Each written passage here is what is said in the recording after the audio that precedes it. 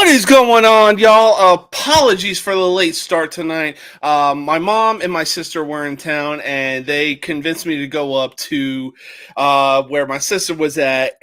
And obviously, we were going to make a day for ourselves, which we did. And obviously, it was a good time. And when your mother's in town, you can't say otherwise. Now, obviously, it is Friday. I hope everybody has had an awesome week thus far. On top of that, I know it's been a rough week as well. We had the 24th anniversary of the most heinous attack ever on our country. And on top of that, rest in peace to Charlie Kirk. Now, you didn't have to agree with what he said. You didn't have to do anything. You didn't have to do with anything of what he said. All he was doing was just debating people. That was it. But unfortunately, he was gunned down in cold blood. Charlie, rest in peace, man. Your voice was heard throughout thousands of young people, man.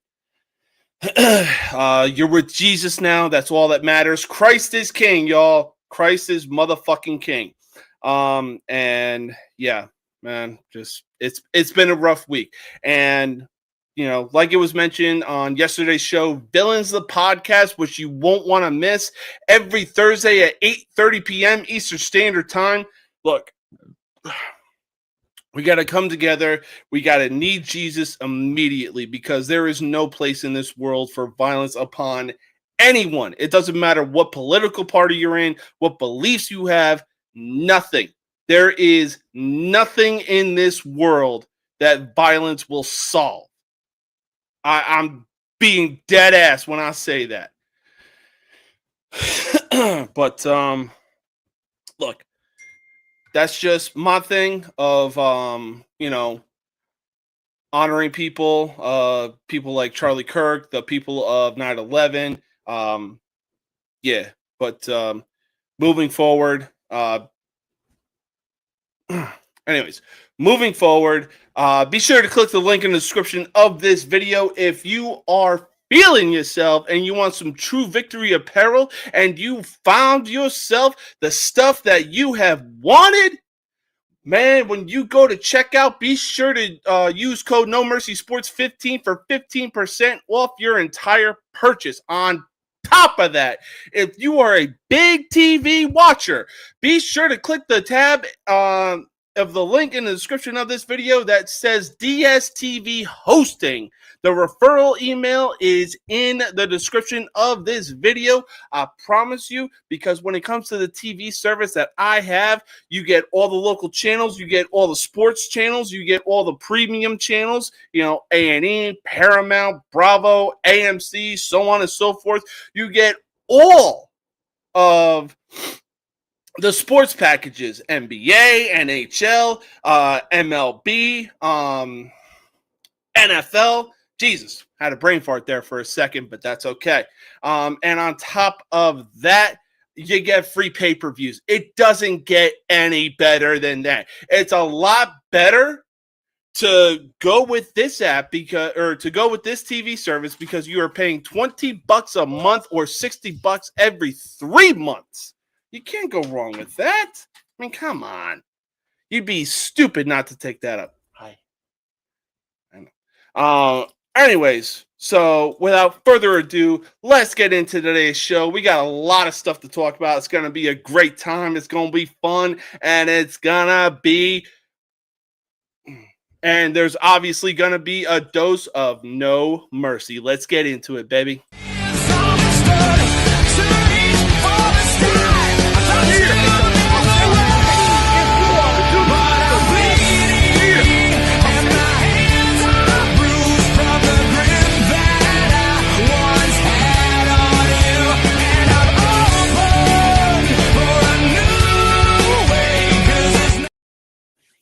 Let me talk to you. Why? Because we are live, ladies and gentlemen, and how good it feels to be back on stage again every Friday night at 7:30. Again, I know I'm late. I apologize. My mom was in town and my sister wanted to meet up, But I mean, come on, you couldn't pass that up. But in any case, we got some people that are waiting backstage. Here is one of them.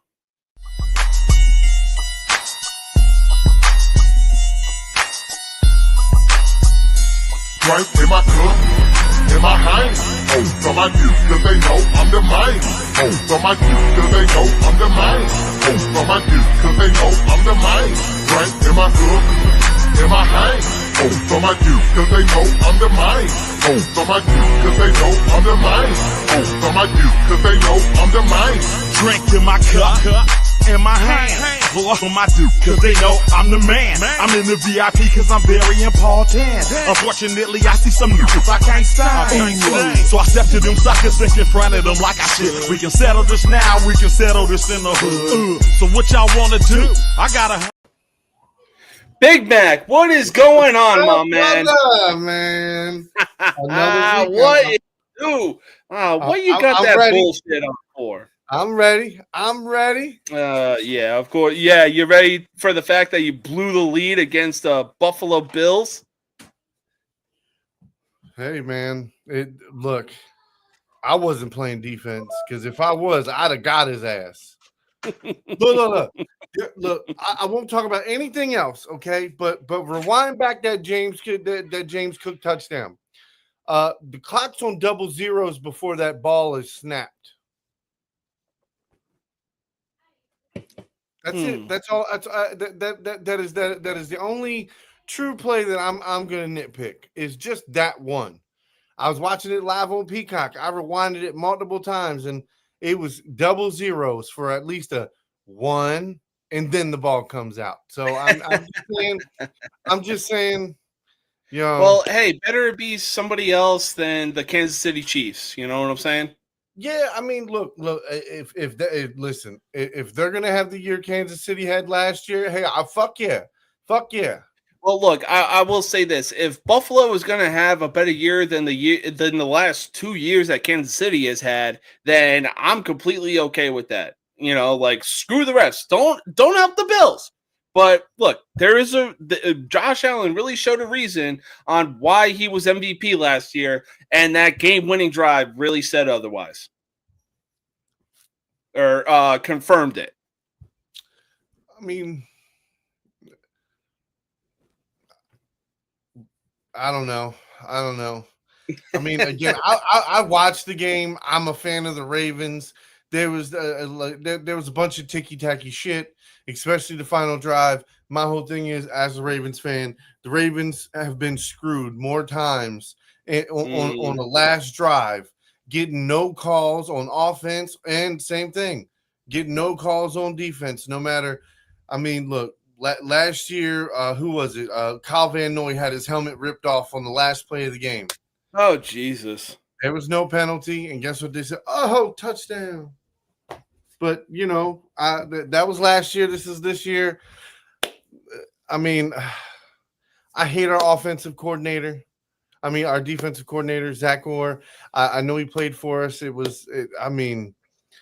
was just tough. The whole second half was just tough. Playing 10, 15 yards off the line of scrimmage. I mean, come on. Like, you gave it to him. You gave it to him in a sense. Playing scared defense. I mean, the whole thing is until we get a real head coach in here, it's not going to matter. John Harbaugh makes no adjustments during the game. He doesn't. He lives and dies by his coordinators. I mean, and it's just at this point, like, we've been through this so many years. How many more years of Lamar Jackson's career are we going to waste? I mean, that's a valid point, my man. That is a valid point. Going into this season, did it not look like we had top 3 defense coming in? We are loaded secondary. We have a few we got like 5 guys up front that we can rotate throughout. All right, our middle linebackers solid. I mean, and then our offense, obviously. So that's why we've been a Super Bowl contender. It's like with all this talent and all of these guys, why are we playing cover 3 half the game? Cover 3.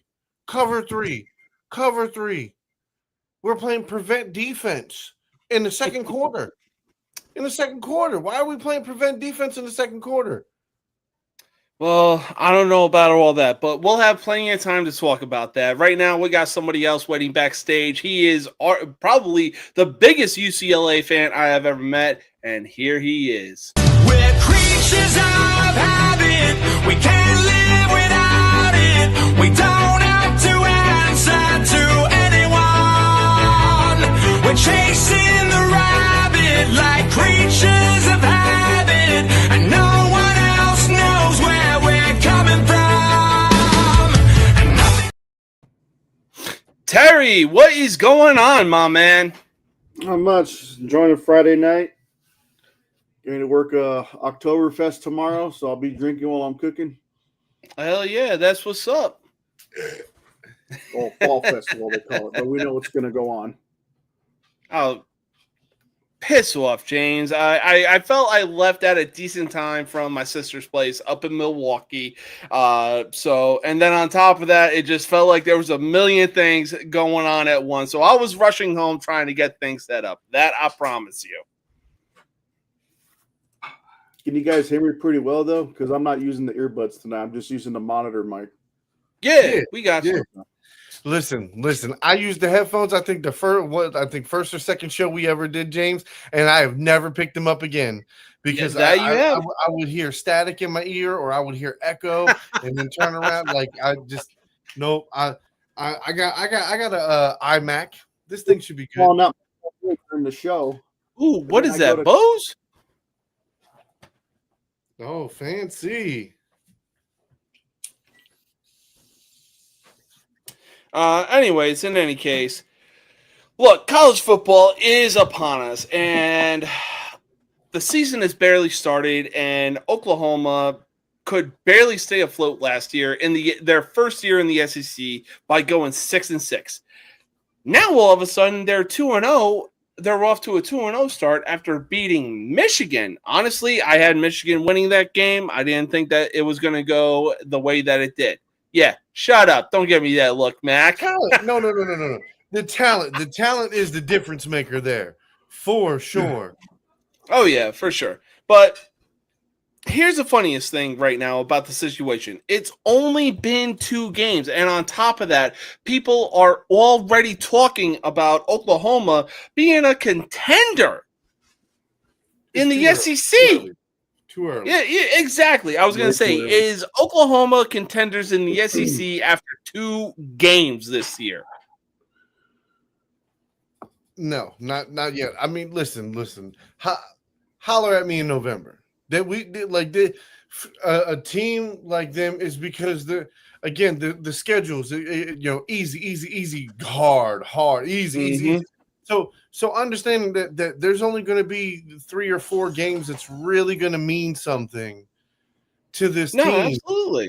That you know what I mean? Like it is. You have to wait and see. Let's see them play some better teams down the stretch. If they do have injuries and they do have to deal with certain things, like that's part of the game. So, like you said, from what they look very good. They look good. Okay, I believe they're ranked now, right? And I think they should be considering who they beat. But yeah. And on top of that, I believe that they're going to have another easy game. We're going to get to that later in the show. But for right now, they are currently sitting at 2-0. They beat Temple, and they have beaten Michigan right now. Hell yeah. So, but yeah, like you said, Mac, hey, let's wait until November. Let's see what happens. There's still a bunch of football left to be played. I really don't know why some of these people, especially Paul Feinbaum for that reason, really thinks, oh yeah, Oklahoma are contenders, especially after 2 games of beating Michigan and Temple. It's like, are you that senile, old man? No, I mean, but you got to figure, man. Oklahoma's real close to Texas, and Texas does have the Cowboys, and every year their fans get tattoos of "We're going to win the Super Bowl, and this is our year," and it must be in the water. No, very true. But speaking of Texas, my friend, people can be so insane about jumping to the most asinine conclusions when it's only been the first game of the season. Now, granted, I'll be honest, the game between Texas and Ohio State went exactly how I thought it was going to be. You know, was Arch Manning like lackluster and looked rusty? Yeah, but at the same time, he was going up against the defending national champions for that matter. And afterwards, people are like, well, wait, are we really sure that Arch Manning is the guy for Texas moving forward? Are we really sure that he's going to be a number 1 overall draft pick? Are we really sure about this? Are we really sure about that? Shut the fuck up. Having said that, though, does 1 week really determine the entire season for a guy like Arch Manning? No, but it can, especially when you're talking about you're going to be an NFL caliber quarterback. Mm-hmm. Games like Ohio State are a big rubber stamp. Mm-hmm. Now, there's only one side of the board it's going to go. It's either going to go good or bad. Like there's no in between. Like especially when you're looking at the next level of quarterbacks. I will say this. Honestly, I thought it was a good thing for Arch Manning. You got your first game jitters out of the way. You got, you know. He played against a top 5 defense. He did.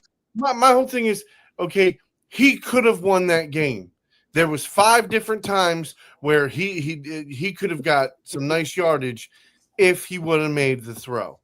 I'm not talking about guys that he missed that was wide open. I'm talking about throws he made that did not get there. There were 5 of them that could have been game changers, especially the one he threw to the tight end where it was just a little bit too far past. He's on what, the 4th or 5th yard line. Mm-hmm. So that right there, that one throw could have put it again. That's another score instead of them kicking a field goal. So those are the difference makers. But again, he's playing a top 5 defense. He held his own to a certain extent. Did he win the game? No. Yeah. But was it a tough, hard-fought game on both sides? Because let's not act like it was almost the end of the game before Ohio State finally scored again. It was almost the end of the 3rd quarter when they scored. And then how many times did they score in the 4th quarter? Yeah, exactly. That's why I'm saying it was a hard-fought game on both sides. I give it to him. But again, these are the games that he needs to do his best. Very true. And I agree as well. But I really think that this type of game was like a good eye-opener for Manning. Yeah. It was definitely a good eye-opener. And it was like, okay, from here on, this is where you build your confidence, my dude. You were able to lead your team to yes, they lost 14-7 against the defending national champions and everything like that. But at the same time, bro, you held your own out there. Your stats say otherwise, but you held your own. But Terry, what say you, my man? Because James said it best.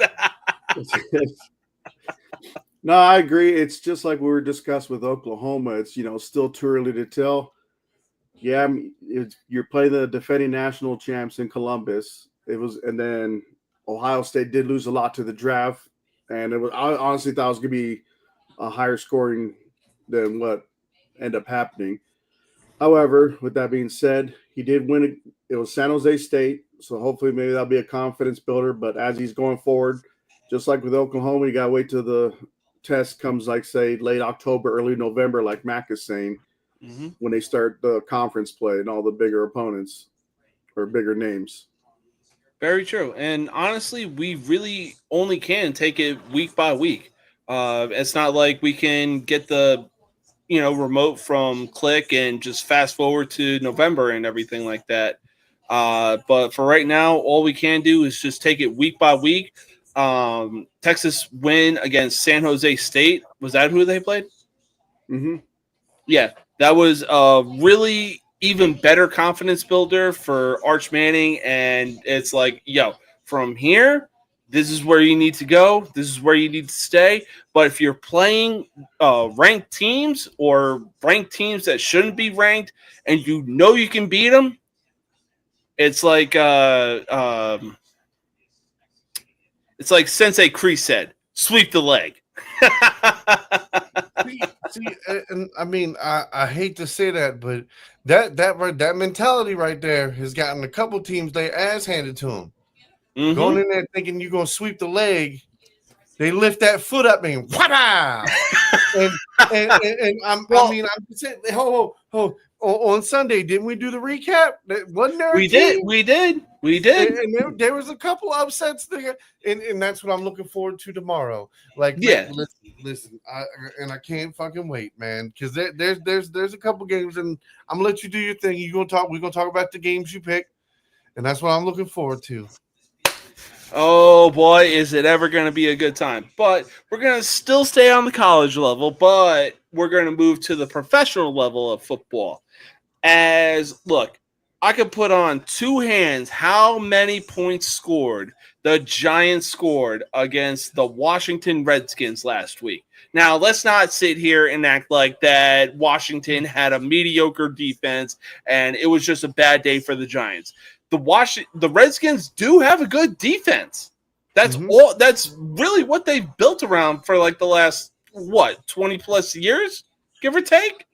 Okay, no offense. You're supposed to be cheering your motherfucking defense. Listen. No offense. Your defense had a couple really good stops. The fact is, like, no offense. With your offense playing the way it was, like. Hey, none taken. Commanders should have put up 40 fucking points. They should have. Yes, but your defense, Listen, I'm just saying. I'm saying you get a quarterback in there, motherfucker. Like shit. I'm gonna call New York. I was New York, bro. I'm about to say. How long do you give it before Jackson Dart is the quarterback under center? Go as the season progresses. I think Stephen A. Smith was saying something like week 3 or 4. Expect to see him in there. I mean, my whole thing is like I could somehow see that too. No offense to him, because he play for Mississippi last year, Ole Miss. Yes, he played for Ole Miss. Yes, so I like parts of him, but that's also the scary thing. There's a lot of things about his game that I don't like. There's decision making, his footwork. There's like I've seen him. He threw a couple bad passes last year where his feet were crisscrossed, almost crisscrossed when he was sitting there trying to run and throw the ball. That's horrible. That's bad fundamentals. Again, these are things you can coach, but it's just like with New York, you got Neighbors and you got what is the other wide receiver? I want to say Jalen Hyatt, but I don't think that's it. Darian Slayton. No. Wan'Dale Robinson. No, hold on. And this is disrespectful because he's on my fantasy team. I should know his wide receiver's name. Who start? I said Wan'Dale Robinson because you did say Robinson. Okay. No, you said Hyatt. You said Hyatt first. That's why I was like, I did. I'm not gonna lie. I did say Jalen Hyatt because, like, as soon as you said Hyatt, my brain started clicking, and I'm not gonna lie to you. I know you said Slayton, but I don't remember anything else after Slayton. That's fair. Yes, but yeah, Wan'Dale Robinson. He got 10 fantasy points last week. I think the Giants are going to try to see if they can repeat the magic of a previous Ole Miss QB. We can only hope at this point because we really did have another weird QB from Ole Miss, and he led us to 2 Super Bowls. But at the same time, there's like some kind of excitement about Jackson Dart, and even Malik Neighbors was fired up when he was coming out in the preseason. So maybe there's something there. Maybe there isn't. We can only see where it goes as the season progresses. If Jackson Dart gets a start during this season, may God have mercy on his soul because of how tough the Giants schedule is. But we will see a flash in the pan. That's not fair to say because you're like the bottom 5 teams of the league, so it doesn't matter who you play other than maybe one other team. your whole team, like your whole schedule is hard teams. Like that's not fair. Yeah, they really fed us to the fucking Lions. They gave us the Joan of Arc treatment. They gave us the fucking guillotine, public execution, whatever you want to call it. The NFL screwed the Giants based off of the teams last year that we got to go up against. No. Your front office screwed themselves. Yes. That is what happened. I'm sorry. I'm not blaming any of them players. Like, you understand that you should have Saquon Barkley right there in there right now, and just imagine it. I mean, you could literally take any quarterback from the last 2 years. Like any of the decent quarterbacks would have given you at least a shot to improve. Fuck, for all that, dude, you could trade for. I mean, there's probably 5 or 6 backups in the league right now that you could fucking win with. Yeah, no, that's fair. But where's Minshew? Where's Minshew? Bring Minshew up there. Oh, Minshew, Gardner Minshew, the fucking GOAT, aka Uncle Rico. Now, the only reason, like. Carolina, if I was Carolina, I'd be trying to make a deal for Shedeur Sanders. Like if I really? Was, I mean, even though Bryce Young is their guy, Bryce Young can't see over his fucking offensive line. What you mean he can't? No, I'm not saying. Well, I'm not saying he can, but what I'm saying is they picked Bryce Young. He is the guy moving forward. He has confidence built up in his system, and the Panthers front office are finally pulling their heads out of their asses and being like, you know what? Maybe we should build a team around Bryce Young. Okay. They already took a step in the right direction, getting that wide receiver from Arizona. Did you watch that Jacksonville game at all? I did. I did. That bullshit. But we picked Jacksonville to win. No, I understand that, but I sat there and watched a guy who can't see down the field. He looks lost sometimes back there. I mean, so does Kyler Murray, and they're basically the same. They have the exact same numbers in height. Okay, but guess what Kyler Murray does? He finds the lanes. He looks down the lanes. That's literally like there's a difference in IQ there, and I'm sorry, but it is, and it's unfortunately it's what do they call that? Pocket collapsing? It's I mean, no. It's like you're hyper fixated. You wind up getting stuck on one route wide receiver. So you're always focused on the hot route first. But the problem is when you turn your head to look for the other guy and there's something blocking your way, instead of moving to find that lane, which Kyler Murray is very good at doing, this kid doesn't do that very often. At least it doesn't seem like he's very good at it. Now, again, I have not watched the entire game. I've only sat there and watched a couple possessions and just been like, this, I don't like it. It could just be 2 bad possessions or a bad possession here and there when I've seen it. But for me, I'm just saying if he was on my team, I would be at the gate every night shaking it. Like, no, get rid of him. Get rid of him. Well, no, I mean, I will say this. That's fair and all, but, you know, you talked about the front office and for the Giants and everything, how they should still have Saquon Barkley. Speaking of the Giants front office, color me fucking impressed because what the actual hell, Daniel Jones? You get paid because you had one good year. You were mediocre when you got drafted, but you did show signs of promise, you know, signs of durability that you can actually take a hit, get up from said hit, and keep going. But he's been nothing but mediocre since being on the New York Giants. He led the Giants to their first playoff victory in 2022 for the first time since 2016. And then all of a sudden he gets paid and gets proceeded to get traded to the Indianapolis Colts, where it would be a quarterback battle between him and Anthony Richardson. and the Colts would name Daniel Jones the starting quarterback going into week 1. Well, here's where things get even more ironic, as Daniel Jones would put on a clinic against Tua Tagovailoa and the Miami Dolphins. I actually picked them winning. I ain't even going to deny that. I just didn't think Daniel Jones was going to ball out the same way that he did. I mean, I wouldn't say ball out as more as though the Dolphins did not show up whatsoever. I was going to say, did Dolphins Daniel Jones show that the Giants game. front office was the problem and not him?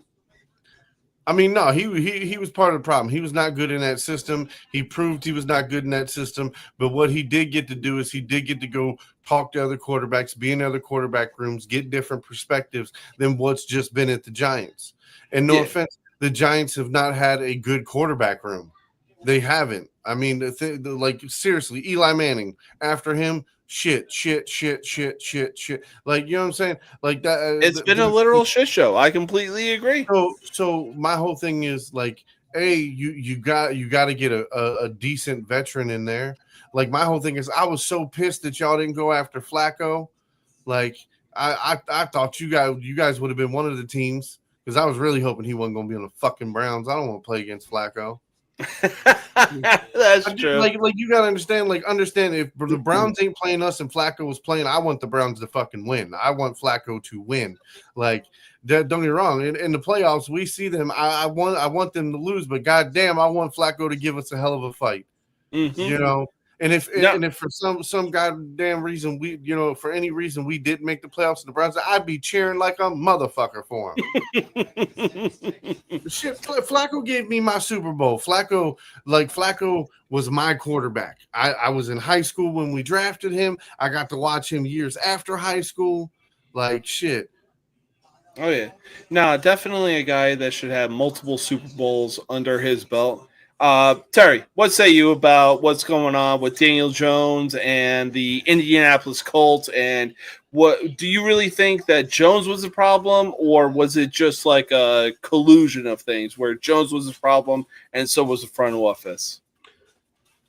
Well, I say he did good in ending his debut because there's no wind there to tackle him in the middle of the field.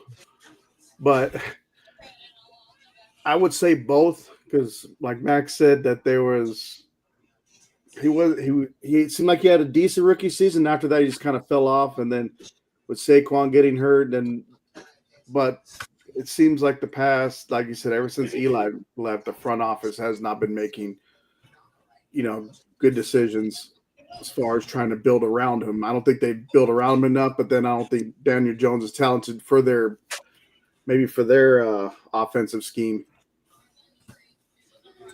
Yeah, no, I mean, I completely agree, man. Like, ever since Eli left the Giants, it's been all downhill from there. Like, I don't get it. Hopefully Jackson Dart can actually do something. There's only one way to find out, though. For right now, the Giants are going to continue to stick with Russell Wilson as their starting quarterback. But for right now, we're going to take our first commercial break, and we will be right back with some more football talk. It's going to be more NFL than it will be for NCAA. But speaking of college football, we got some college football predictions coming up. Until then, we'll be right back in just a minute.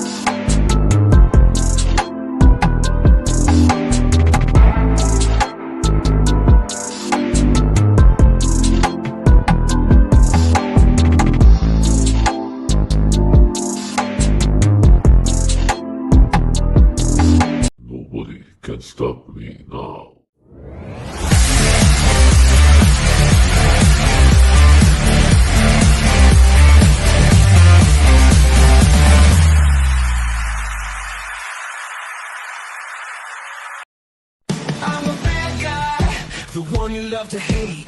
Andrew Anderson, spitting truth that just can't wait. Got a podcast, like a punch right to your face. College sports villain, taking it over the place. I bring the facts whether you like it or not. Dropping truth bombs, giving it all I got. They call me a villain, well, I wear that badge with pride. Nothing but secrets they try to hide. Hard rock in my veins, rebellious to the core. I won't back down, won't take it anymore. The bad guy of the podcast world, that's me. Unleashing the truth, setting it all free.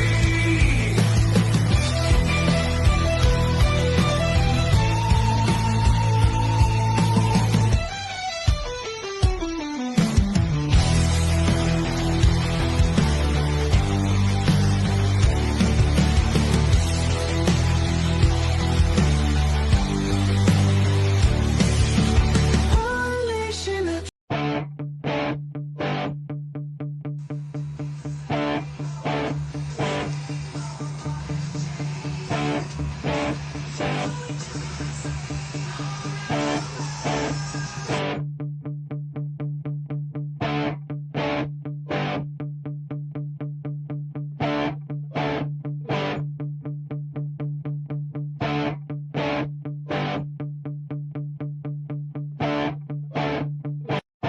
Game day countdown with Mac and James.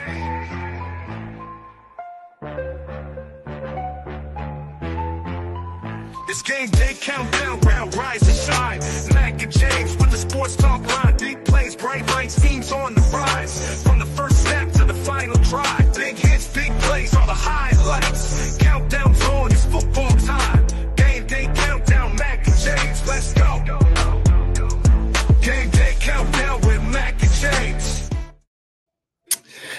Yes. So you can check out Villains the Podcast every Thursday at 8:30 p.m. Eastern Standard Time. You can check out Mac and myself this coming Sunday for a recap of Saturday's games and some NFL predictions and some NFL parlays by this guy right here. It's going to be a fun weekend this weekend. You're not going to want to miss it. But since we talked about the Colts and Dolphins game, let's talk about Tua Tagovailoa, or should I say, AKA Mr. fucking Concussion, because this dude has literally spent more time on his back in the NFL than a goddamn porn star.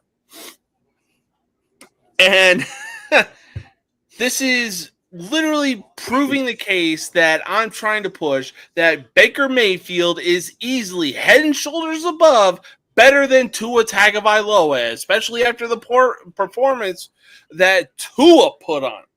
Now, granted, it is week 1 right now for the Miami Dolphins, but should the Dolphins be concerned about Tua? They should be concerned about a lot of things. A lot of things right now. Yeah. And if the coach he would, I mean, he talked, but for me it was just like, at the end of the day, it comes down to coaching. It doesn't matter if you have your second string guys out there, like they should know the scheme, they should know the tricks. Like having 4 guys come straight forward, you know, not the easiest to decipher. I'm just saying, no stunts, no, you know, splitting the gap, none of that. I mean, it's like he's trying to run like a lot of trick plays and everything like that too. And I mean, just and the defense is what hurt them. But as far as Tua and like, I don't understand it. I don't understand it. I mean, I could be their offensive coordinator. But that also leads you to the other problem is Tua's also left-handed. Mm-hmm. Okay, so being on the left side of the field, usually that's where your best cornerback plays, on the left side of the field. Yeah. And I really feel like that he needs to study Michael Vick films, because Vick was really able to figure things out, because he was also left-handed. No, I get what you're saying, but my whole thing is, okay, when the best cornerback is over there, and 90% of the time you have safety help going up against, and it's usually Tyreek Hill's over there because that's his number one wide receiver. So now you're Tyreek Hill's getting double teamed, okay, and then who's the other guy over there? Now you got a linebacker, or you got Jalen Waddle on the other side. So Waddle, all right. So now he's damn near double covered also. So now what do you have? You got Achane. Achane ate up some yards because they played pretty much basic man coverage. Very true. Coverage, safety help. That's what it was. And playing that type of defense, I mean, it's easy to shut Miami down. Miami did not go to their strengths. You're supposed to go 5 wide out. You're supposed to have Tyreek sliding around, moving around the field, making it hard to where multiple people, the defense is going to have to move. They're going to have to shift. You're going to have to make the defense adjust to your offense. Playing some vanilla-ass offense, making it easy for them to do matchups. For me, especially having Waddle, whatever, and Hill, you should be spreading the fucking field. You should be stretching the fucking field. Absolutely. I mean, we really saw what Jalen Waddle was capable of. Yeah, I was going to say, we really saw what Jalen Waddle was capable of during his time at, what was it, Alabama, I believe? Yeah. And then we've been able to see what Tyreek Hill has been capable of since he came into the NFL. And it's like, you got 2 of the best wide receivers in the league. They should be able to spread everybody out, but instead it seems like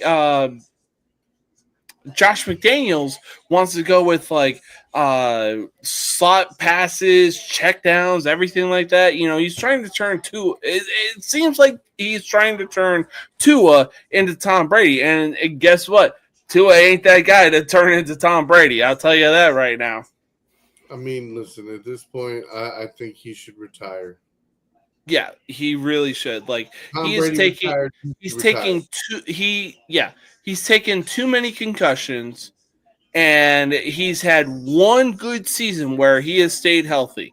The one good season that he actually stayed healthy, he actually got paid. But it's like, bro, you are going to continue to get injured. You are going to continue to get concussions. It really, at what point, like, do you really want to be up in a hospital bed on a breathing tube, on life support, and with your family by your bedside? Because, bro, I literally got to write down on paper how many concussions Tua has had since he came into the league. You got to blame the Dolphins, though, if they keep wanting to bring him back in, too. Mm-hmm. No, I completely agree with that. Extension.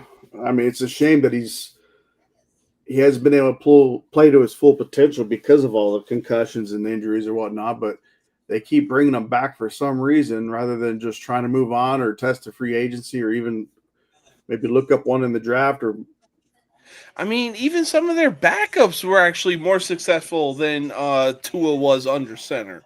Because it's like, bro, I wouldn't go that far. What are you doing? I wouldn't go that far. Like, who are their backups? I will say this. I will say that Skylar Thompson actually gave them somewhat of a good fighting chance. Yeah, but then the next game he threw 3 interceptions. True. That's what I'm saying. The game he came in, he played. His dad was in the stands, and it was emotional. It was awesome. But I mean, I'll say this though. Look, my only go-to argument, and I will die on this hill, was the Dolphins game against the Bengals, where Tua got sacked so hard his hands seized up, and it looked like he saw Coolio. Yes, and again, that's a nasty shot. You remember when Kiko Alonso did that shit to Flacco? You know what I'm saying? Like, bro, when you get hit in the button, whatever your hands are doing, they locking the fuck up. Well, Bridgewater they was really another one. are. Go ahead, Terry. I was saying Teddy Bridgewater was another one that got his Yeah. lights out. I don't know if it was against the Rams or whatever when he was still playing with the Vikings. Oh, okay. Yeah.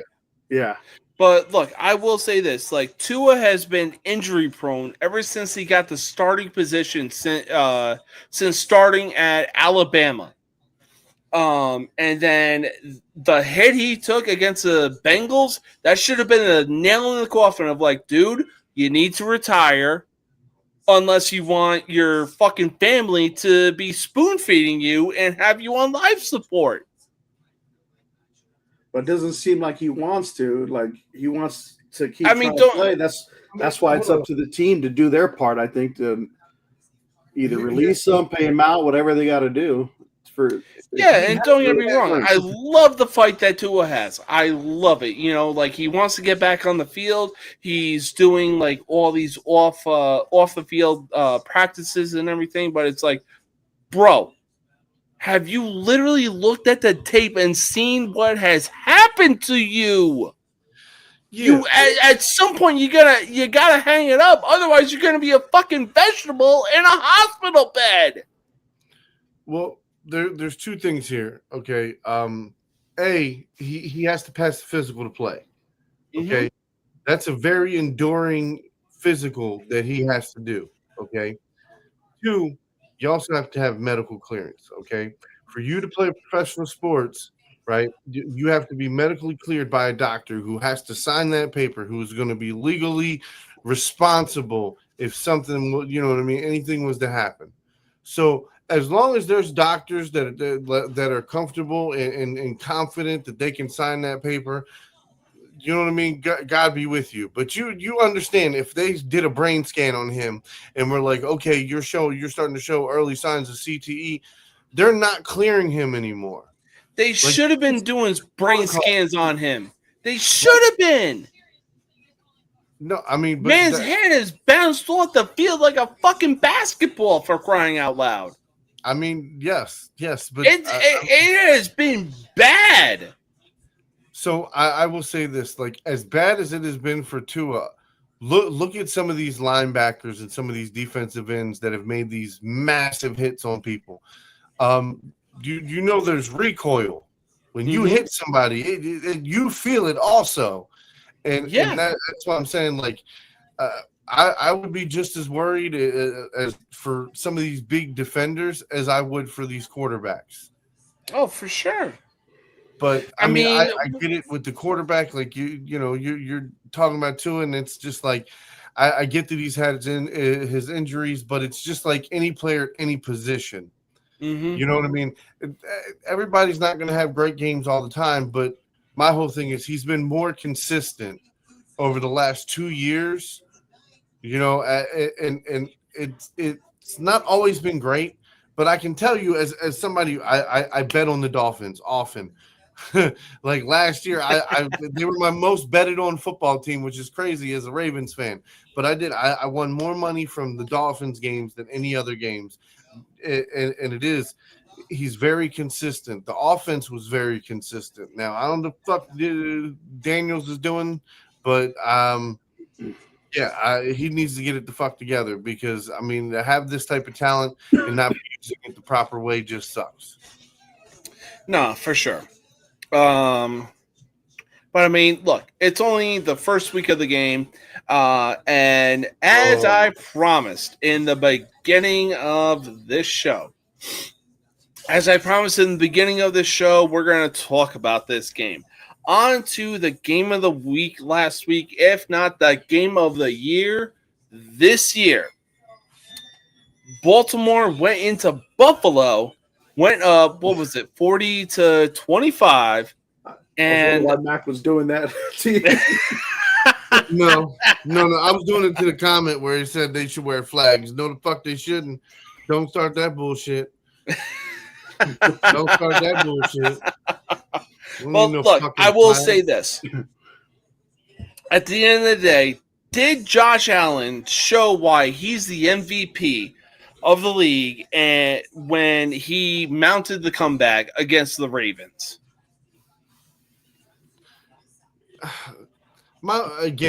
For me, like I said at the beginning of the show, the Ravens defense went into prevent defense in the second quarter and pretty much the rest of the game on.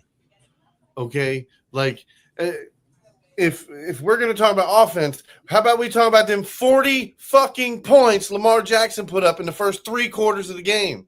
Mm-hmm. Let's like that. I get Josh Allen had a good comeback, but again, there was a little bit of mixture of everything in there. There really was. I mean, look. Go ahead, Terry. I'll say it's still too early to call. I mean, it was a hell of a performance from both quarterbacks. So I don't think. I mean, Josh Allen will be in the discussion, of course, especially with that comeback win. But then again, like Lamar Jackson did his thing. And then, like he was saying, like the defense kind of let down, like let off the gas at the end to let them come back and win it. And yeah, so it's just week 1. We got to see how consistently they're gonna do the whole time. Oh, James. Who was that directed towards? Who's the potty mouth? Probably me. Yeah, I was gonna say probably this dude right here. But I will say this was easily the game of the week, if not the game of the year. Now, I understand that we have the Eagles and Chiefs coming up, but this was an absolute shootout. I expecting nothing less of this game. And man, did this game ever fucking deliver. But I will say that third quarter. Yeah, I will say this. I was going to. I was going to. I was like, man, this game's I don't even need to watch them. Fuck this, whatever. And yeah. I was like, I mean, look, I will say this. Josh Allen really proved why he was the MVP last year going into this game.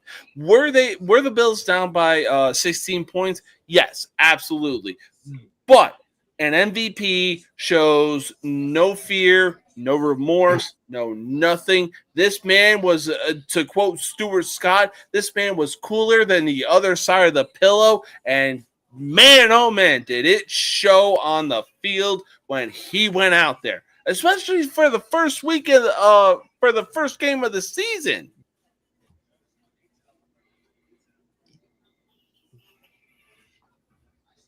So absolutely. I mean, look, it's going to be an interesting season for both the Bills and the Ravens. So we shall see what happens. No. Mark Andrews. Hey, bud, I'd like to see you again sometime. Yeah, maybe trying to catch the ball. Them motherfuckers like just disappear. Oh, thank you. Oh, what you got there? Tacos and rice and all kinds of other stuff. Okay. In any case, we're going to stay in the New York area. I know everybody says, oh, the Giants and Jets, they play in New Jersey. Yeah, well, guess what the NY stands for? I'll tell you what, it doesn't stand for New Jersey. And in any case, the Jets never cease to keep amazing me of just how bad they are when it comes to picking quarterbacks or even bringing quarterbacks in and setting them up for fucking failure. Now, was it a shootout between last week between the Jets and Steelers? Yes, absolutely. But you cannot tell me that when Rodgers was brought in, he was set up for failure from the get-go. Talk to Sam Darnold, talk to Geno Smith, talk to even Mark Sanchez after 2010. I mean, he did sign with the team. He did. He wanted that one last little paycheck, but oh yeah. Sorry. He just wants. I mean, the Steelers were better for getting him than what their previous QB situation was. Now, it's not saying he's like I'm not saying he's Packers Rodgers, but from what they had, he was an upgrade to Listen. where it was because, I like I was said, actually Steelers about to always say- known for their defense. I was actually about to say, did Rodgers leading the Steelers to a win against the Jets show that the Jets have been the problem? Hey, Emily, what's going on? What's going on, girl? That's the boss, everybody. Scratch that. That's boss lady. Oh, my bad. So then that's the big boss then, huh? But yeah, so did Rodgers leading the Steelers to a win show that the Jets have and always will be the problem? Hell no. That was a goddamn good. They put up points against the fucking Steelers defense. Did you not see that fucking game? Justin Fields played a hell of a game. If Justin Fields goes in there, like, understand. That offense was clicking. I watched that game. I watched that. It was on my I local watched TV. it I too. sat The here offense count- was clicking, but at the same time, look at every past Jets quarterback. No, Sam understand this. Darnold, Geno Smith, Zach Wilson, fucking Mark Sanchez after 2010. They have been This is set not up for them. failure from This the is not get-go. This is not them. This is not them. This is a different coach. This is a different everything. They built this offense. They built the scheme around Justin Fields. What did you watch the game? The pocket moved with him. The pocket moved. I see that, but at the same Listen, time, hold on. they bring 2 in years- Aaron no. Rodgers. Listen to me. Every Listen to me. Jets fan damn near broken arm jerking themselves off because Rodgers got brought in. First season, only saw 4 plays because he decided to tear his Achilles. Second season, they go 5-12. Exactly. And that tells you what? That tells you that Rodgers was not in like they didn't fit the scheme No, that around tells Rodgers. you that the Jets front office sets their quarterbacks up for failure. That's coaching. That is coaching. That's But my coaching. fucking ass, that's coaching. That's how the He had front office Robert does not Saleh, call a plays. defensive-minded head coach, and barely did anything. All of a sudden, they bring in who was the guy from the Detroit Lions? Aaron Glenn. They bring in Aaron Glenn, and they also bring in Justin Fields. All of a sudden, they want to start balling out. Rodgers did a lot of things with the Jets. The only thing he couldn't do was point the finger at himself. Okay. Again, I just want you to understand what you're arguing. You're arguing that Rodgers had a great game, but Fields didn't, even though Rodgers only beat him by fucking 1 score. One score. I'm not. He beat him by 1 score. I'm not That's all I'm denying trying to that get you Fields. to understand. I'm not denying yes, Fields Rodgers- had an awesome game. I'm not going to deny that. What I'm saying is they had a 4-time MVP and a Super Bowl champion when Rodgers was with the Jets. Yes, that was dumb. They It was a did dumb decision. nothing. Yes, he did not fit their scheme. It was a shitty match. It was not a merit. Yeah, because the front office was trying to be like, oh, hey, Rodgers, what do you want? I want Devontae Adams. Here's Devontae Adams. Rodgers, what do you want? I want Robert Saleh gone. Okay, Robert Saleh is gone. They went 5-12 the next year. I Maybe know, it was the but playbook issue, like he was saying, the Okay. coaching. That's why I'm telling you, it's the coaching. Tomlin, no, you're going to play my system. You're going to do what I'm telling you to do. Guess what? His offensive coordinator, guess what he did? He said, this is what Rodgers is good at doing at. Rodgers can scan the field very, very well. So what are we going to do? We're going to give him a bunch of options. So you're always going to have 2 choices on both sides of the fucking field. We're going to move around tight ends. We're going to do double tight ends. We're going to run straight forward. It's going to be super simple. We're going to simplify this shit. You can play shotgun when you want to. You can call audibles. You can play under center. And that's the whole thing is Rodgers has the huddle control. He has the audible control. That's what he wants. He wants control. But you give him the control that you want him to have. That's the problem. You let him run roughshod, and he fucking jerked off all over the fucking Jets. All right? That was his fault. That was their fault. But ultimately, it come down to bad coaching. If you had a real head coach in there when they would have brought Rodgers in, it would have been a whole different experience. But because you didn't, it was that experience. It was a shit show because you tried to bend the knee to fucking Rodgers instead of having a fucking head coach that's going to come in there and say, "Listen, you're a football player. I'm the coach. You're going to do what I tell you to do." And guess what? Tomlin's got enough respect. You're going to do what the fuck Tomlin says. Let's be honest. Well, I'm not denying that, but at the same time, it was like, yo, they had a 4-time MVP, they had a Super Bowl champion, and like you said, the Jets bended to Aaron Rodgers. They were face down, ass up when this dude came to the Jets. Yes, I'm wholeheartedly will not disagree. I hated it. I thought it was hilarious. I thought it was hilarious as well. I mean, like, he never should have been with the Jets to begin with, but he proved he got something left in the tank. So it proved that the only greatest Jets quarterback of all time is Joe Namath. And none of us were even alive for Joe Namath. Because he was the only dude that actually delivered a Super Bowl for the New York Jets. Nobody else ever has. The closest that they got was when Mark Sanchez was under center. And the only time that the Jets actually had some logical thinking was put a team around Mark Sanchez. James said I was. Yeah, I was about to say. Oh, so you were around for Joe Namath during, what was it, the 1960s? The only time that the Jets ever saw and won a Super Bowl. Yeah.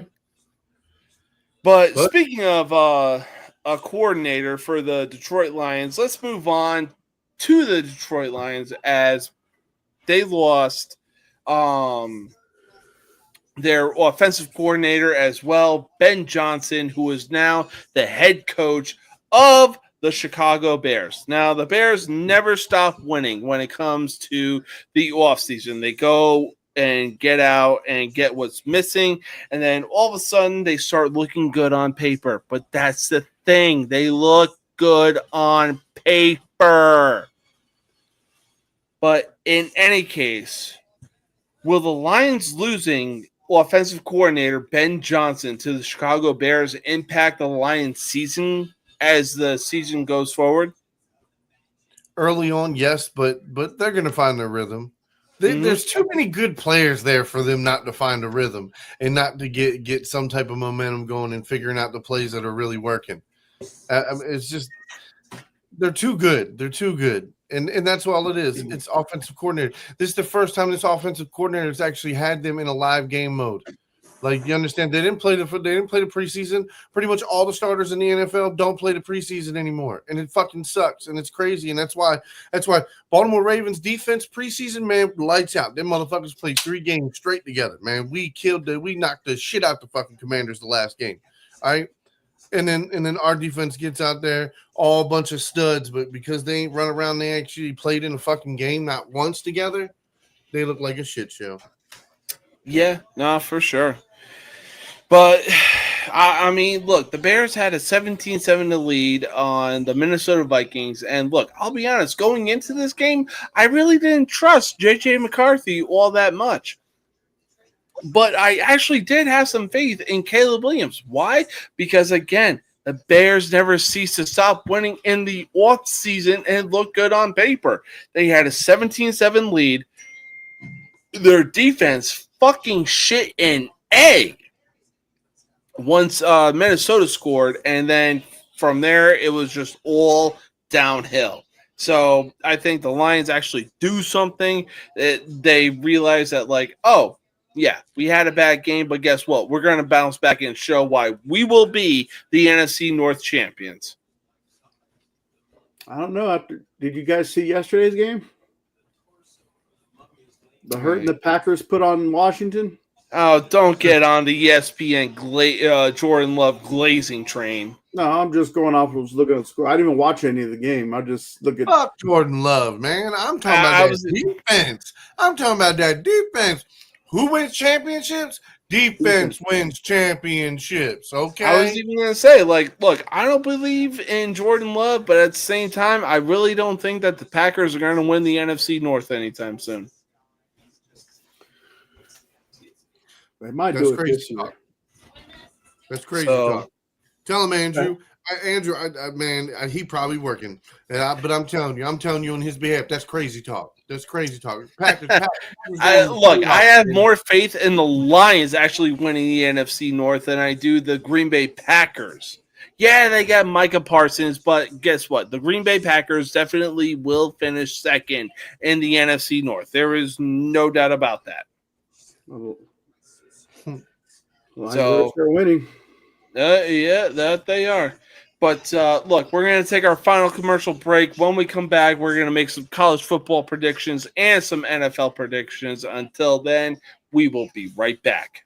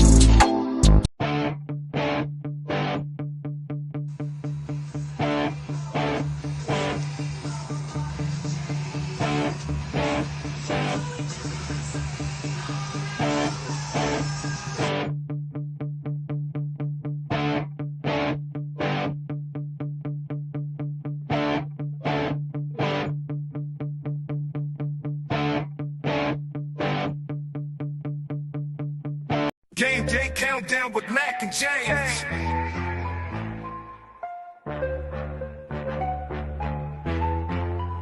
It's game day countdown, round rise and shine. Mac and James with the sports talk line. Big plays, bright lights, teams on the rise. From the first snap to the final drive. Big hits, big plays are the highlights. Countdown's on, it's football time. Game day countdown, Mac and James, let's go. Game day countdown with Mac and James. Ah, yes. Be sure to check us out on Game Day Countdown with Mac and James this coming Sunday as we make some NFL predictions, some NFL parlays. You're not going to want to miss on what this guy has to say because he knows his shit. And obviously, we're going to be doing some recapping from some of the games that we saw that are going to come tomorrow. But speaking of tomorrow, we got some games to make some predictions for. Now, the first game up, we got number 4 Oregon going into Evanston, Illinois as they take on Northwestern. Oregon. Or I mean, they should be whoop up on them a little bit. Oh, yeah. No, it's definitely going to be Oregon. And, man, Massacre. yeah, exactly. It's going to be a massacre. Now, this game is sure to be a good one as number 12 Clemson goes into Atlanta to take on Georgia Tech. I got Clemson. They're going to get the ball rolling again. Probably be the ACC champions this year again. The little Did they lose? They lost last week, didn't they? no, they won. They lost in week 1 to LSU, There you go. Okay. See, that I was like, hold on. I know they just lost. and it was 17-10. Yeah. So So, Yeah. I expect a better game this year from Georgia Tech, but I still don't think it's gonna be enough against Clemson. I mean, I know they played. I know Georgia Tech played the one game they played really good.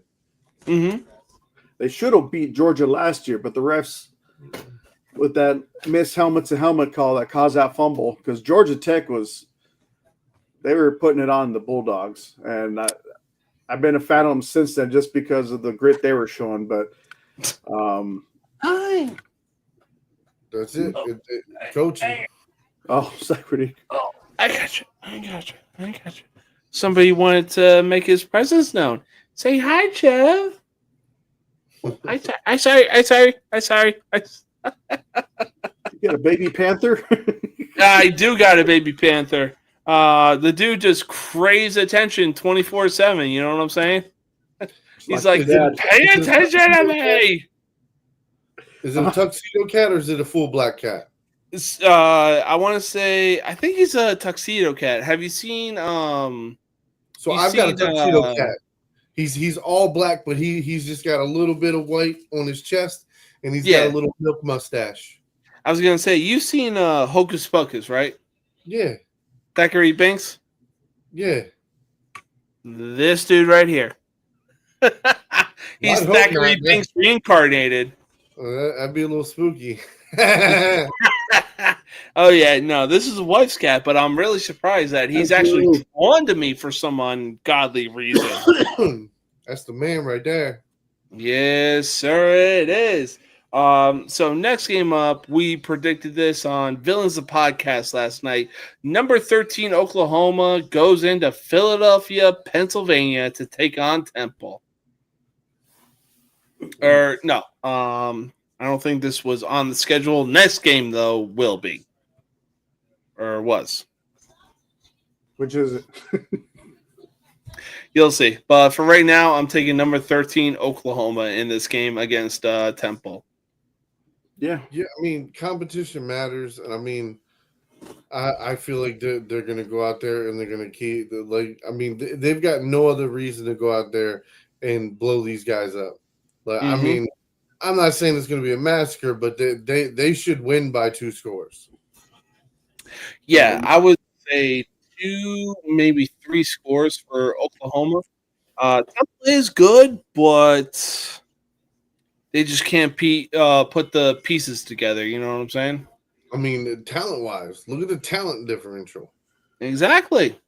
That's it. Now, next game up, this was a game on last night's show, Villains of Podcast, as Wisconsin goes into Tuscaloosa, Alabama to take on number 19, Alabama. You know what? I'll take the upset here. I'm going to take Wisconsin. Really? Yeah. That's a bold pick. You know what? That's I'm a bold pick, and I like it. I'm sorry, Emily. I'm sorry. I am so sorry. Listen. I used to love the Tide. I used to love the Tide. Right? I mean, lots of Ravens players came from the Tide, but you know, it's. I don't know. It hasn't been looking too good. It really hasn't. I mean, Alabama really hasn't been the same team since Nick Saban left. All right, I'm gonna go ahead. Nudge. I'm gonna take Alabama at home, and I'm gonna say at least a 2-score win. Yeah, I'm definitely going to take Alabama at home. Tuscaloosa, as far as SEC games played goes. Anyways, Tuscaloosa sets the bar. You know what I'm saying? So I'm definitely going to go with Alabama in this one. Next game up, we got Central Michigan going into the Big House to take on number 23 Michigan. Again, Central Michigan. Give me the upset. Take Central Michigan over Michigan. Ooh, okay. Central Michigan played a hell of a game last week. Okay. They are a team of fighters. So give me the upset. Give me the upset. Okay, Mr. Nudger. Okay. I got Central Michigan being the victims of Michigan's revenge game coming back from Oklahoma. So unfortunately, they're going to be Michigan's victims. But give me Wolverines. Yeah, I'll take the Wolverines in this game as well. Central Michigan, they do have a good team. I'm not going to deny that. But at the same time, it's like, yo, you're going into the Big House. As far as northern schools go, that is definitely one tough place to win. Nah. Rich Rodriguez was their head coach. Give me the shoe. Any day, give me the shoe. Give me the shoe. I'll give you a shoe up your ass. You know what I'm talking about, though, right? I do know what you're talking about. Yes. Ohio State the shoe in Columbus, Ohio, baby. I'm not gonna lie. I just found that out not that long ago because I was like, I always wonder why the fuck do they hold their shoe up? And they're like, because that's like the name of the stadium. It's called the shoe. It's shaped like a horseshoe. Yep. Oh, okay, that makes sense. Yeah, come on, yeah. Oh, that's fair. All right, so honestly, I want to say this will be a good game, but I really don't see it being a good game as South Alabama goes into Jordan Hare Stadium in Auburn, Alabama to take on number 24 Auburn. I mean, I got Auburn. I'm going to take Auburn. Auburn better win this fucking game. Yeah. Auburn better win this game or half their team's going to transfer after this year. Facts. Yeah, facts. Like if Auburn doesn't win this game, Jackson Arnold better consider transferring. I mean, it's yeah. But yeah, Auburn should win this game. Oh yeah. Next game up, we got the Louisiana Raging Cajuns as they go into Columbia, Missouri, and take on, well, I'll be damned, number 25 Missouri. Yeah, I think that should be an easy one for Missouri. I don't know. I don't know shit about neither one of these teams, so I'll take the ranked team. Yeah, I'll take Missouri as well. No doubt. You said Raging Cajuns? Yep. No, Mac did. Oh, my hearing's shot. Get the earbuds back and wait. Yeah. Anyways, That's what it is.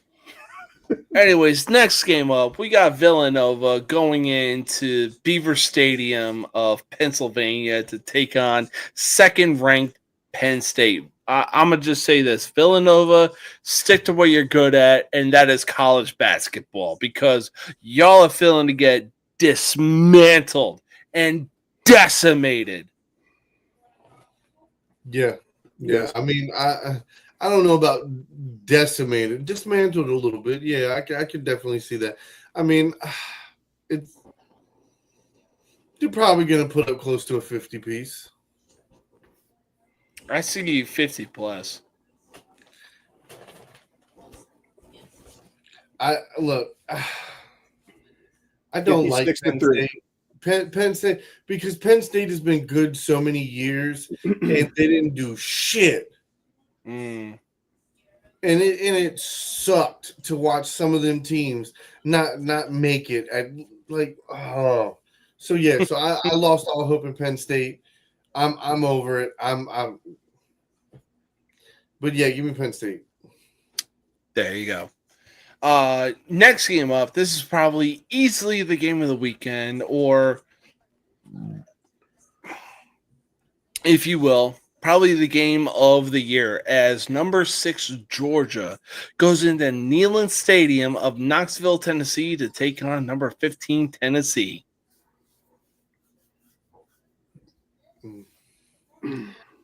Give me Tennessee.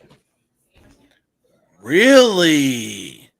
Give me Tennessee. Yeah, I'll change my pick from the other day. I'm gonna say it's gonna be like another last second field goal when they beat Alabama. So give me Tennessee with the upset.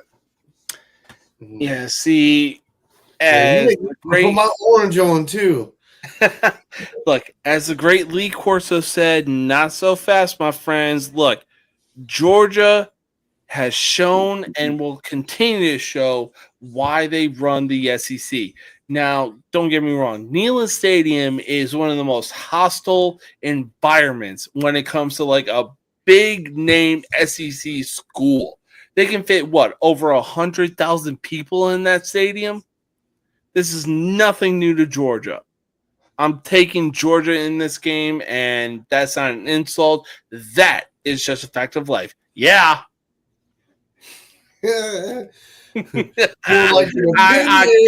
keep the LA Knight persona, baby, because that is my man. He is an attitude era dude in a new generation of WWE. He would have been more closer to Ruthless Aggression era than Attitude era. You know what? I could see that, but I will say this. I would have loved to see him go in one-on-one battles between The Rock and Stone Cold Steve Austin. Because, man, the dude can literally hold himself on the microphone. Stone Cold's number 1 overall. Yeah. I'll agree to that. You talking about in every motherfucking category? Stone Cold number 1 in every motherfucking category. Yeah. You know what I mean? You go put them all together and judge and say, pick your one guy that you're saying can do anything, everything, in the ring, out the ring, microphone, cut promos, do outside. Stone Cold Steve Austin. Name one thing that motherfucker couldn't even wrestle, but guess what? Entertain you for an hour and a half. Absolutely. It's not even close. But we're not here to talk about wrestling. We do that on Monday nights. Next game up, though, we got Oregon State going into Lubbock, Texas to take on number 21 Texas Tech. Who is? Oregon State goes in to take on 21 Texas Tech. Texas Tech should win this game. Texas Tech. There'll be a lot of tortilla on the field to clean up. Oh, yeah. No, I really don't see why Texas Tech shouldn't win this game. Especially with that roster, that $20 million roster they put together. Oh, yeah. Absolutely. Anyways, next up on the schedule, we got Richmond going into Chapel Hill, North Carolina to take on the Tar Heels with their new head coach, Bill Belichick. And keep in mind, North Carolina is 1-1. Who'd they beat last week? Let me hang on. Let me get back to you on that. They beat Charlotte. Oh. Yeah, let's say Tar Heels easily because I think Richmond and Charlotte probably the equivalent of each other. Yeah, I was gonna say I'm definitely gonna take North Carolina in this one, mostly because they beat Charlotte. Granted, the score. Give me the upset. Ooh, I'm taking the upset. you're taking Look. Richmond in the Listen upset. to me. Listen to me. Belichick is going to make other teams play up. And after watching them the first 2 weeks, I'm taking the upset. I'm taking the upset. Well, damn. Somebody's got to. Somebody got to disagree. We ain't all just gonna sit here and pick the favorites. Fuck that shit. Oh, for sure. Bro, this is why you're spicy Big Mac. You got your spicy takes, and I fucking love it. Wait till we get to the USC Purdue game.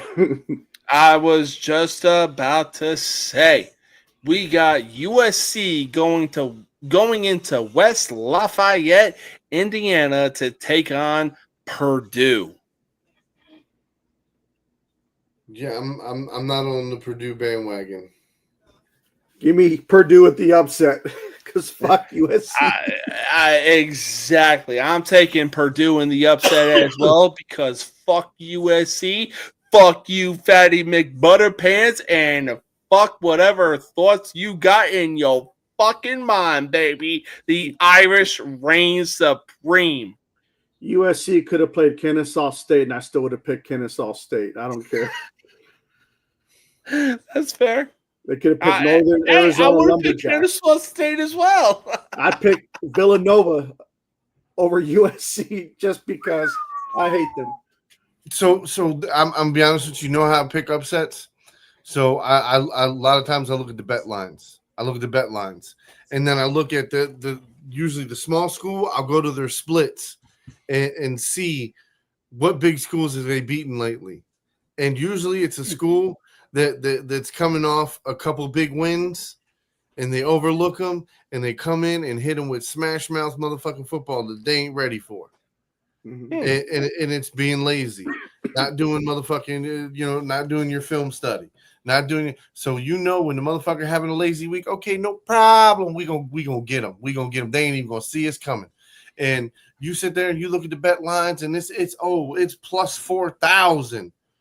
Oh yeah, I'll go ahead and put $2-3 on that. Use shit, you know what I mean? $300. I mean, I've done it a few times. James has seen. I'll share some of my parlays. I don't share them all, but I'll share some of them just to be like, but he has. He really has. He shared his parlays, especially on our game day countdown show. And man, oh man, it's like, yo, just bet $5. What's the worst that could happen? The only thing that happens is that you lose $5. That's it. Yeah, I mean, like I'm cool with losing $5, but you know what I mean? Like I don't sit here. I'm not giving you a parlay to put $20-$30 on. I'm not doing that. I like me myself. Very rarely, like I have to win some money to make a $20, $30 bet. You know what I mean? Like ain't nobody going crazy. We don't need to be gambling addicted, and ain't none of that shit good. But on to the next thing. On top of that, it's going off of your gut feeling. Yeah, I mean, no. I understand this. So, I will say this: like, I am like fucking autistic when it comes to stats and numbers. I will go through over and over and over again every different kind of stat, every different type of statistic, and I love that shit, bro. Like that's where I get some of my upset stats from. Now it's like, I probably two or three out of 5 might not hit, but them two will hit. And usually when those two hit, they hit pretty big. Very true, very true, very true. But next game up, we got 14th ranked Iowa State going into Jonesboro, Arkansas to take on Arkansas State. Give me motherfucking Iowa State. Iowa State. Mhm. Iowa State. That is my number 2 team this year, man. I'm going to bang on the motherfucking drum for them. Iowa State been kicking ass this year. They beat Iowa.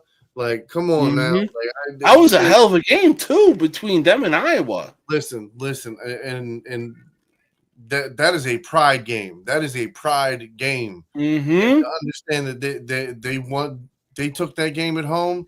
Where literally the opposition has all won that game for, I think, like 16 years in a row. So it's always the opposite opponent in their stadium. So they haven't won against Iowa in their stadium in like 16 fucking years. So yeah, that was a big win. That was a super confidence boosters. When I'm telling you, like, these guys are going to go in there and yeah, they're going to play some fucking football and they're going to beat the shit out of these guys. I mean, look, you ain't wrong. But Terry, what say you about this Iowa State Arkansas State game? Oh yeah, I got Iowa State whooping the shit out of them. Yeah, no surprise. No I'll surprise. just do a little score update. I didn't fucking New Mexico up 14-0 on UCLA right now. Oh God, But UCLA, what are y'all God, doing? fire all of them, a piece of shit. Yeah, exactly. What quarter is Anyways, Huh? What quarter is it? no, go ahead. Second quarter, like 12 minutes left in the second quarter. But then Houston is kicking the shit out of Colorado 33-14 with 6 minutes left in the game. Okay. I mean, kind of seen that coming. Well, I mean, look, I will say this. I only went with Colorado mostly because Deion Sanders was still the head coach. I mean, he's got to get a quarterback now, and he's got to get he's got to bring in some more talent. He's got to get a different system because you understand, especially with college, you either get a system and find quarterbacks that are good at your system, or you have to be a coach that's good at turning systems for whatever player you get, and devising a system to work around what that player's strengths are. So it's either one or two ways. You're either going to be hard-headed and find guys that fit you, or you're going to be fucking crafty and out there, and you're going to make shit fit. Kansas State to cover. That's crazy. That's even crazier. I'll take that. That's free money. Well, yeah. Well, you know what they say. Free money is the best money. Anyways, in any case, we got the University of Texas El Paso going into DKR Texas Memorial Stadium of Austin, Texas, to take on 7th ranked Texas. I got the Longhorns, but I think this might be a closer game than what people probably think it's going to be. A lot closer than the San Jose State game.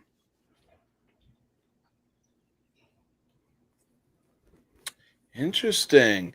I will say this. It is going to be a blowout, courtesy of UTEP, is what I would say if I was high on that blue stuff from New Mexico. But look, I'm sorry. Texas is at home in Austin. Give me Texas by a goddamn landslide.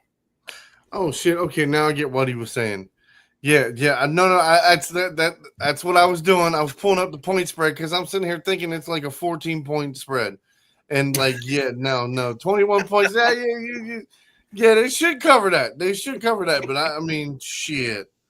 Yeah, no, they probably should.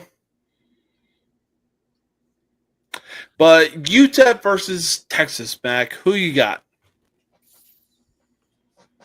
Are you serious? Texas. I'm taking Texas.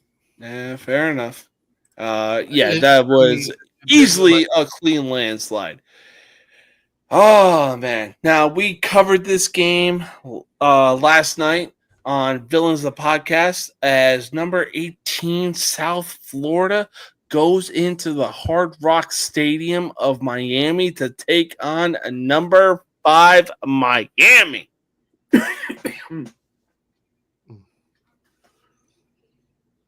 I've seen Florida play. I didn't see Miami play. Damn. I'd go Florida. You going Was South that a Florida? bless you? Yeah, that's a bless you. That's a bless you right there. Yeah, no, my nose was itching. So Why'd you mute him? You want to see what Even it the sounds wife like when knows. you sneeze. Listen.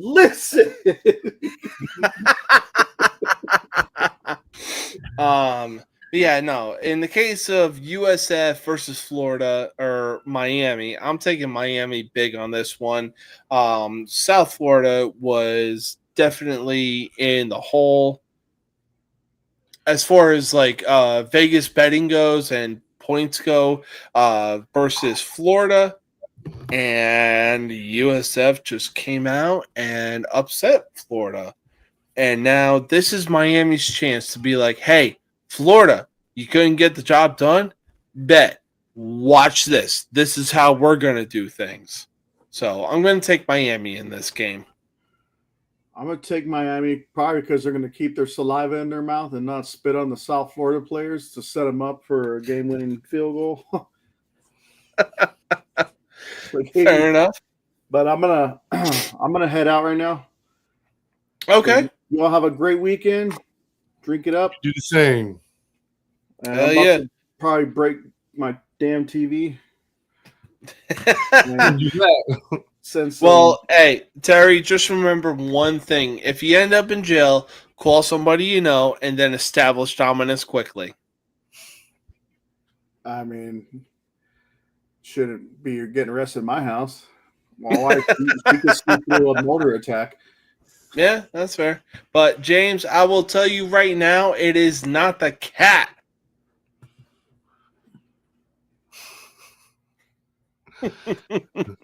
On that All note, right. All right, that was Terry. We love having him. He is always welcome on the show any day of the week. He is such an awesome guy. It is a damn shame that he is a LA Kings fan. Go Blackhawks, baby. Now, next game up, this is sure to be a decimation as Ohio goes into Columbus to take on Yo Team, the Ohio State Buckeyes. Ohio State all day. Yep, Ohio State. So the over-under is 49.5. I'm taking the over any day of the week in this game. Damn. That's big. Oh, yeah, it's big, and it's going to be big. Now, go ahead. So for $1, take Arkansas State to cover the spread, Tennessee money line, Central Michigan, and Wisconsin. Those are the four bets. $1, $1,100. That's wild. And I just placed it. So it's a live bet on the show. I think this is the first live bet we've done on the show. But God damn. Wisconsin, Tennessee, and Arkansas State to cover. Hell yeah, let's fucking get it. Anyways, next game up, we got Western Michigan going into Champaign, Illinois to take on number 9 Fighting Illini.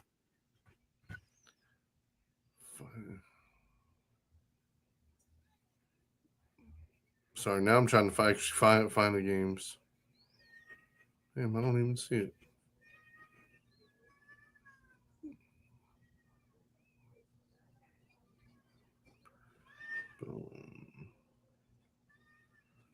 Western Michigan versus Illinois. Illinois should win that game. Oh, yeah, no. Illinois should definitely win that game as well. Ain't wrong. Ain't wrong, Andrew. Ain't wrong on this one I'm still here. waiting for. Ohio State by 50. Are we not like? I'm pretty sure you talked about this, but Vandy versus Carolina. We did, yes, we did talk about that last night. Vandy, I guess Vandy fans have been talking shit on social media about South Carolina. And it's like, yo, look, it's one thing to back up all the shit talking that you're doing, but it's one thing to produce it on the field and be a villain. And speaking of being a villain, we got one backstage right now, and here he is. I'm a bad guy, the one you love to hate. Andrew Anderson, spitting truth that just can't wait. Got a podcast, like a punch right to your face. College sports villain. Taking it over the place. I bring the facts whether you like it or not. Dropping truth bombs, giving it all I got. They call me a villain. Well, I wear that badge with pride. Nothing but secrets they try to hide. I'm rocking my veins, rebellious to the core. I won't back down, won't take it anymore. The bad guy of the podcast world, that's me. Unleashing the truth, setting it all free.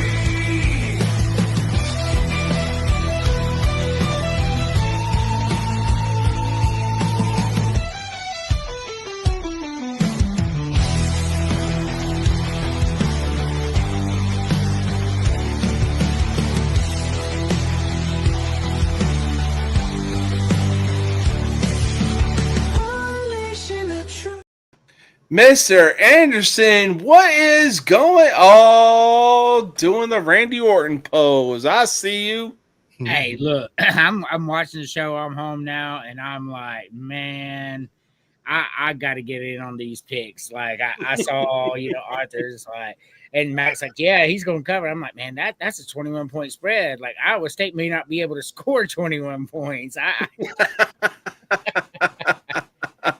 Well, I mean, look, James said it here first. Vandy is a fraud. Here's the thing. All right, so Vanderbilt. So South Carolina's won 16 straight games over Vanderbilt. All right. South Carolina's won 8 straight night games at Williams-Brice Stadium. South Carolina had a rocky start to the game last, and then Vanderbilt beat a very bad Virginia Tech team. So I see why everybody's saying that, but at the end of the day, until you can prove to me you can beat us, you're not gonna. Give me South Carolina by 4. Hell fucking yeah. No, I completely agree. Next game up, we already went over this last night. We got a team that's going to be bottom of the barrel in the SEC as Arkansas goes into Oxford, Mississippi to take on Ole Miss. So we talked about this game last night. I will tell you the one thing about this game that's just got me twisted, to be honest with you. Like Arkansas, I mean, yeah, they beat a bad team by a lot, but Arkansas is not a good football team. I don't believe that they are. But is Ole Miss, though, because I'm looking at the spread. It's only 6.5, and Ole Miss is at home. And Oxford's a hard place to play. So we're only looking at a 6.5-point spread, and the money line is completely on Arkansas. So I don't know what they're seeing that I'm not, but I'm taking Ole Miss to win this game by a couple touchdowns. However, Vegas, the one thing Vegas doesn't do, the house doesn't lose. So they got something in there, but Ole Miss wins this game. Yeah, no, they definitely got people that know how to look at the game and really think like, yo, this team is going to come out on top, and this is going to be the over-under. Hey, shout out to the 51 people watching. Yes, sir. All right. I'm on the show. All right. So next game up, we got number 20 Utah going into Wyoming to take on the Cowboys. I have no idea why Utah is going to Wyoming other than like maybe like a good faith thing for the region. And, maybe Wyoming's planning on joining a bigger conference soon or something. I have no idea. But the spread here is 23.5. Utah on the road. And I think Utah may win by 40. So give me Utah big. I'll take Utah as well. And I mean, the question that you were asking, it's like trying to get to the Tootsie Roll center of a Tootsie Pop. The world may never know. Yeah, for sure. I'm on vacation now, by the way. Hell yes, dude. Hell yeah. Anyways, final game that we got that we're going to predict, we got Navy going into Tulsa, Oklahoma to take on Tulsa. You know what? Give me Tulsa. I'm gonna do it. Give me Tulsa. Give me Tulsa. I'll take Tulsa. This is a dangerous game for sure, right? Navy's overrated, and I've said that, and I know that some people want them in the top 25 and all that, but at least put them in the bottom of the top 25.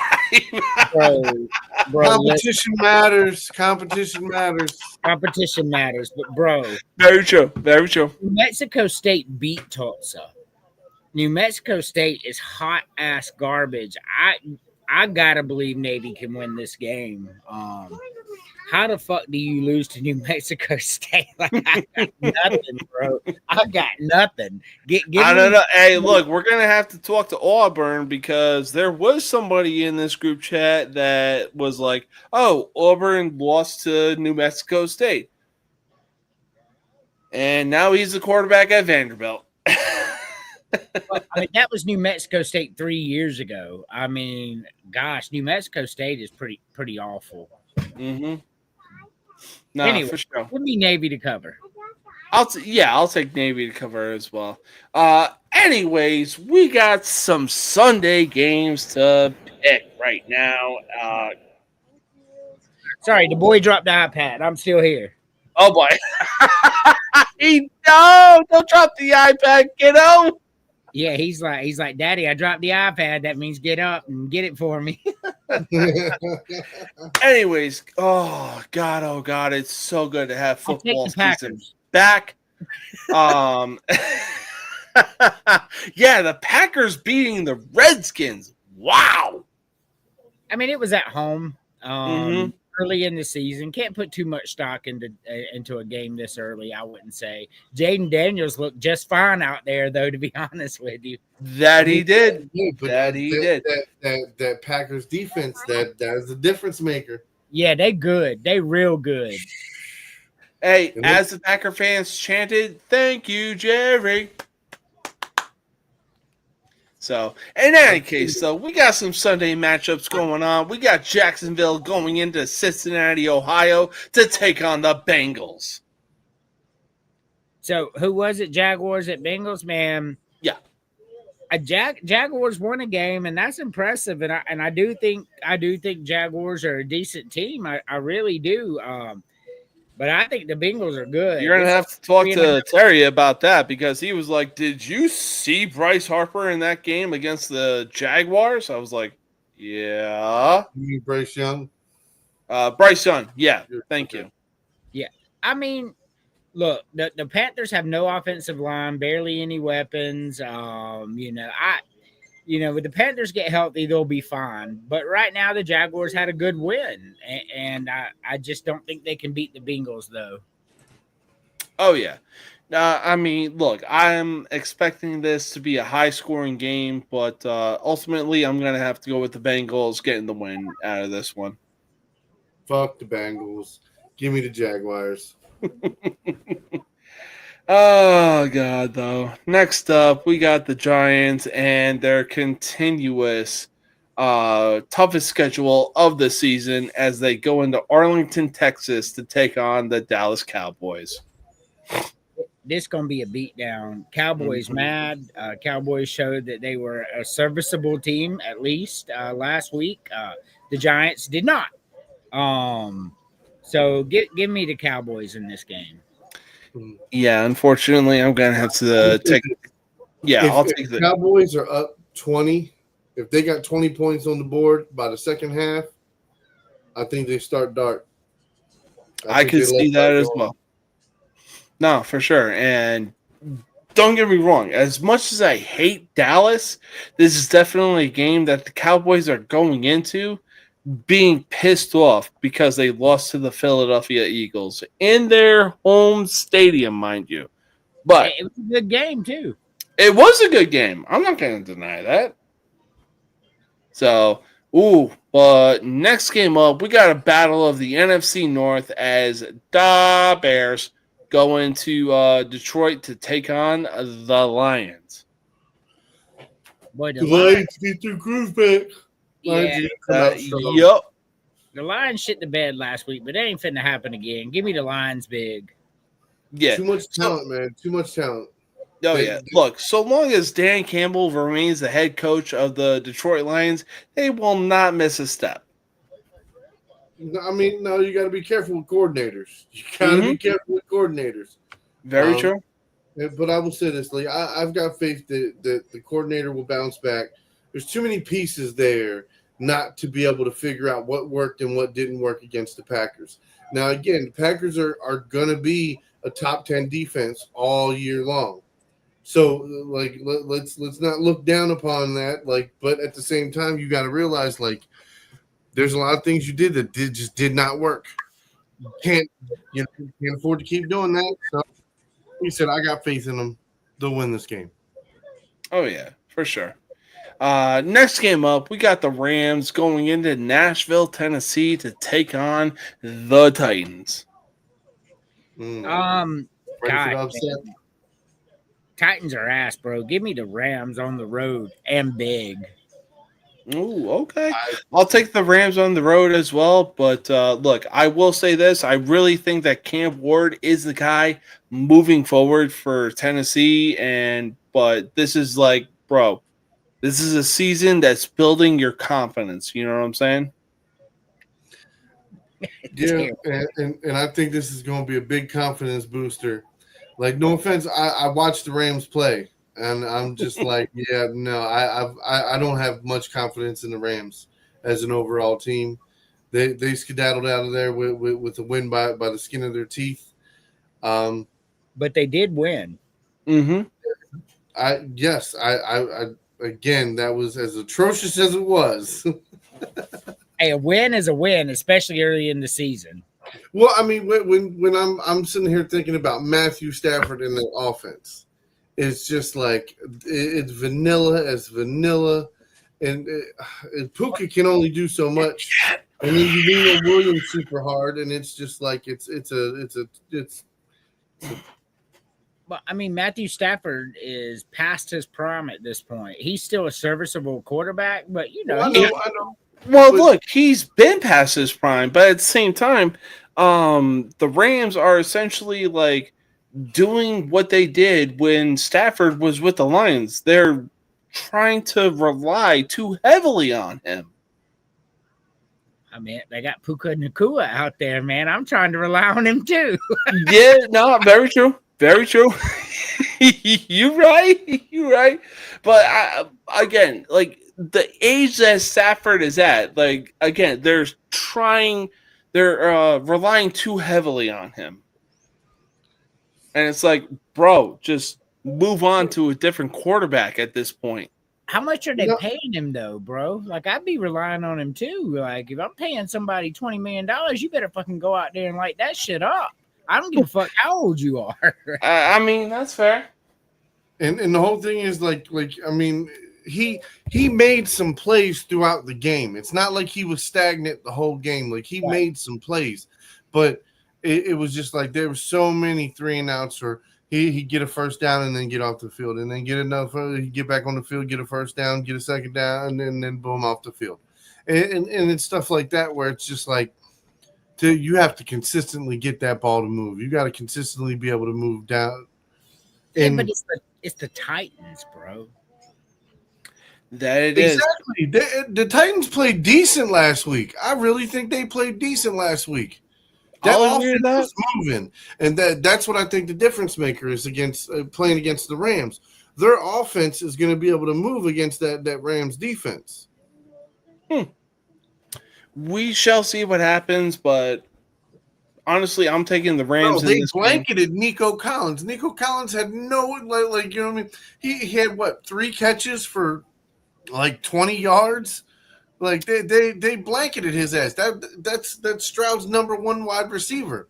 Mm-hmm. After him, can you name me another one besides Malechi? And that's just because the playoffs last year. I mean, his wide receivers are almost unknown. And then what did he have? Had Diggs last year, but then he went to fucking New England. Mm-hmm. So it's just like Nico Collins. Hey, look, we shall see what happens in this game, but ultimately, I'm still taking the Rams in this game. Next up, we got a battle of the AFC East as the Patriots go into Miami Gardens to take on the Dolphins. Both of them are just awful. Miami's at home, but I'm not even sure if they play like they did last week, they won't win. Give me Miami, but my God, 21-20. Yeah, I'm gonna have to flip flop. Because I remember on your show, I took Miami to win this game because the Patriots gonna be in the sun and it's gonna be hot and it's gonna be irritable and it's gonna be hard to play with the sun in your eyes most of the game.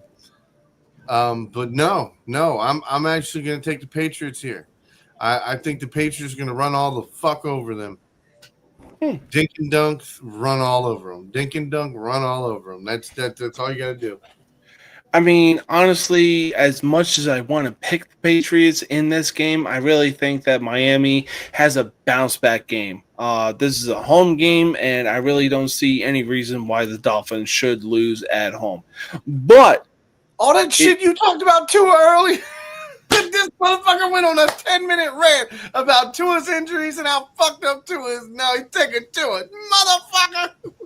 But it wouldn't surprise me if the Patriots got the win in Miami. It wouldn't surprise me. It wouldn't. Nothing would surprise me in the NFL in the early season. I'll be honest. Mm-hmm. Nothing would surprise me. But yeah, you be in the group chat talking mad shit about Tua, bro. yeah. I'm still taking Baker over fucking Tua. I think Tua's good. I mean, I think he's having you are so full of shit. He's still starter. The coaches must agree with me. Oh God, yeah. Well, that's because Baker or Cleveland did Baker dirtier than a goddamn Diddy party. But what's that got to do with Tua in Miami? I don't know about all that. He's been on his back more times than a fucking porn star. And the 1 year that he's actually healthy, he actually gets paid the same way that Danny Jones got paid? Get the fuck out of here. He shouldn't have been paid because he's been injury prone since he came to the Dolphins. Yeah, but when he's not, he wins. Yeah, for 1 year. I mean, I think Tua is fine. They had third stringers in there when Tua was on the sideline. Derek Carr played in the NFL for what, 13 fucking years? Derek Carr. Yeah. For fucking Oakland and then fucking the same. Are you kidding me? If he can play in the fucking NFL, why the fuck can't Tua? Tua's a lot better than he was. Yeah, oh, yeah. Oh. Fuck are you talking? Like, come on, bro. That is a completely different story. I'm talking about what Baker Mayfield went through the second that he left Cleveland, because he led them to their first playoff win in God knows how fucking long. And then the second that Deshaun Watson goes on the market, they're like, hey, Baker, you can kick rocks. We're going to sign Deshaun Watson to a 5-year fully guaranteed contract. And then on top of that, he goes to Carolina where he wasn't even close to being set up for success, goes to the LA Rams where he had, 24 hours to study their playbook and led the Rams down for a game-winning drive against, guess who? Speaking of Derek Carr, the Raiders, and now he's finally found success in Tampa Bay. I will take Tampa Bay Baker Mayfield any day of the week over Miami Dolphins Tua Tagovailoa.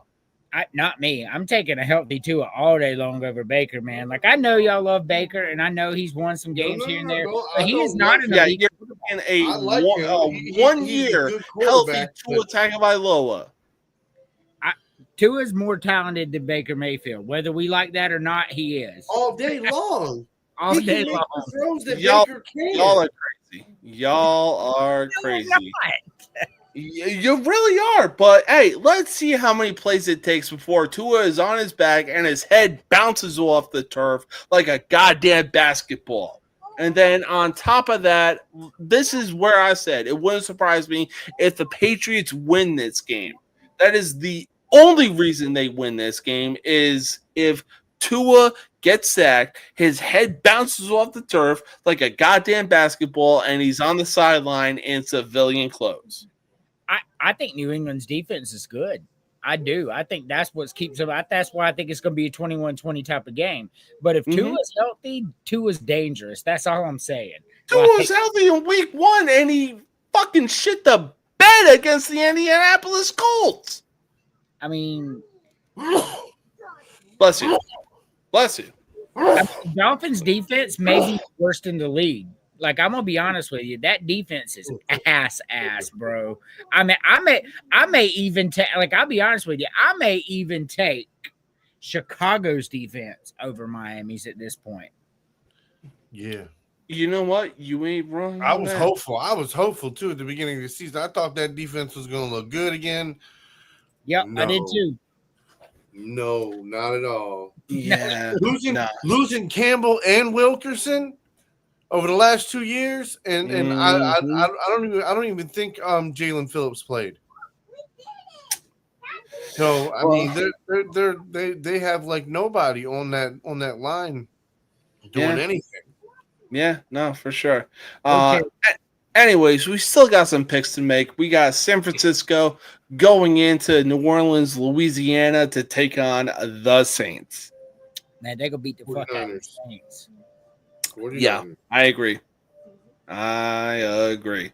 This is probably the only time that San Francisco will actually have a good-looking win on their record because their Super Bowl window is closing, and it's closing fast. Well, Purdy's hurt, so it's going to be a tough game for him. But there's enough talent over there that they can still win that game against the Saints. Yeah. Their defense is nice. So. Mm-hmm. Oh yeah, for sure. Purdy being hurt definitely hurts. Oh yeah, it was. But that Saints offensive line, bro. I mean, Spencer Rattler when they did the analysis on Sunday on SportsCenter had 2 seconds to throw the ball. 2. That's a fucking problem. That's a real fucking problem. You can't win games like that, and they're not going to win games like that. Give me San Francisco. Yeah, I'm definitely going to take San Francisco in this one. I mean, credit to Spencer Rattler for having 2 seconds or less to be in the pocket and get a throw off. But look, as long as Nick Bosa is leading the Niners defense, yeah, I'm taking the Niners in this one. Well, I think you got it wrong. I think Fred Warner leads that defense. Oh, okay. I can see that. Now, Bosa definitely leads that defensive line. Very true. Very true. Very true. Anyways, next up, we got a Battle of New York as the Bills go into East Rutherford, New Jersey to take on the New York Jets. Yes, I know I said New Jersey. Shut the fuck up. Hey, this is going to be a bang bang. This is going to be a good game. You know what? The Jets show what the Jets are. Yeah, they set their quarterbacks up for fucking failure. I mean, the Bills are going to win this game. They may not win by 1 million, but they will win. Yeah. Yeah, I mean, the Bills should win, but I think it's going to be a close game. I do too. I said they're not going to win by 1 million, but they'll win. Yeah, I mean, for me though, I'm like, after watching the Jets play against the Steelers last week, and they hung in there the whole time against that defense, I'm liking what I've seen. I'm liking what I see. I know people are like, oh man, was the Jets that they're going to lose? Yeah, but they lost to a real good team, and Aaron Rodgers. Like I'm sorry, he pulled off some vintage Aaron Rodgers shit. Yeah, he looked good. So He did. I'm saying it's not like they lost to the fucking Panthers or the Jaguars. They lost to the fucking Steelers, the legit Steelers. So you know what I mean? Understanding Legit that. my ass. So I'm not saying they're going to beat the Bills, but I'm saying I think this is going to be like a 3-point fucking game. I think this is Okay. going to be close. I think it's going to be similar to the Ravens game. It's going to be somewhat of a nail biter when it comes down to it. And it is. It's going to be who ends up with the ball last. That is true. Speaking of the Steelers, though, we got the Seattle Seahawks going into Pittsburgh to take on said Steelers. What the Steelers showed me last week is the Steelers are back. Aaron Rodgers playing like that. Their defense already top 5 in the league. Give me the Steelers. They looked scary good last week. Vintage Steelers. Seahawks are going to be a good team, but Steelers at home. Yeah. No, So- I'll definitely take the Steelers at home as well. I mean,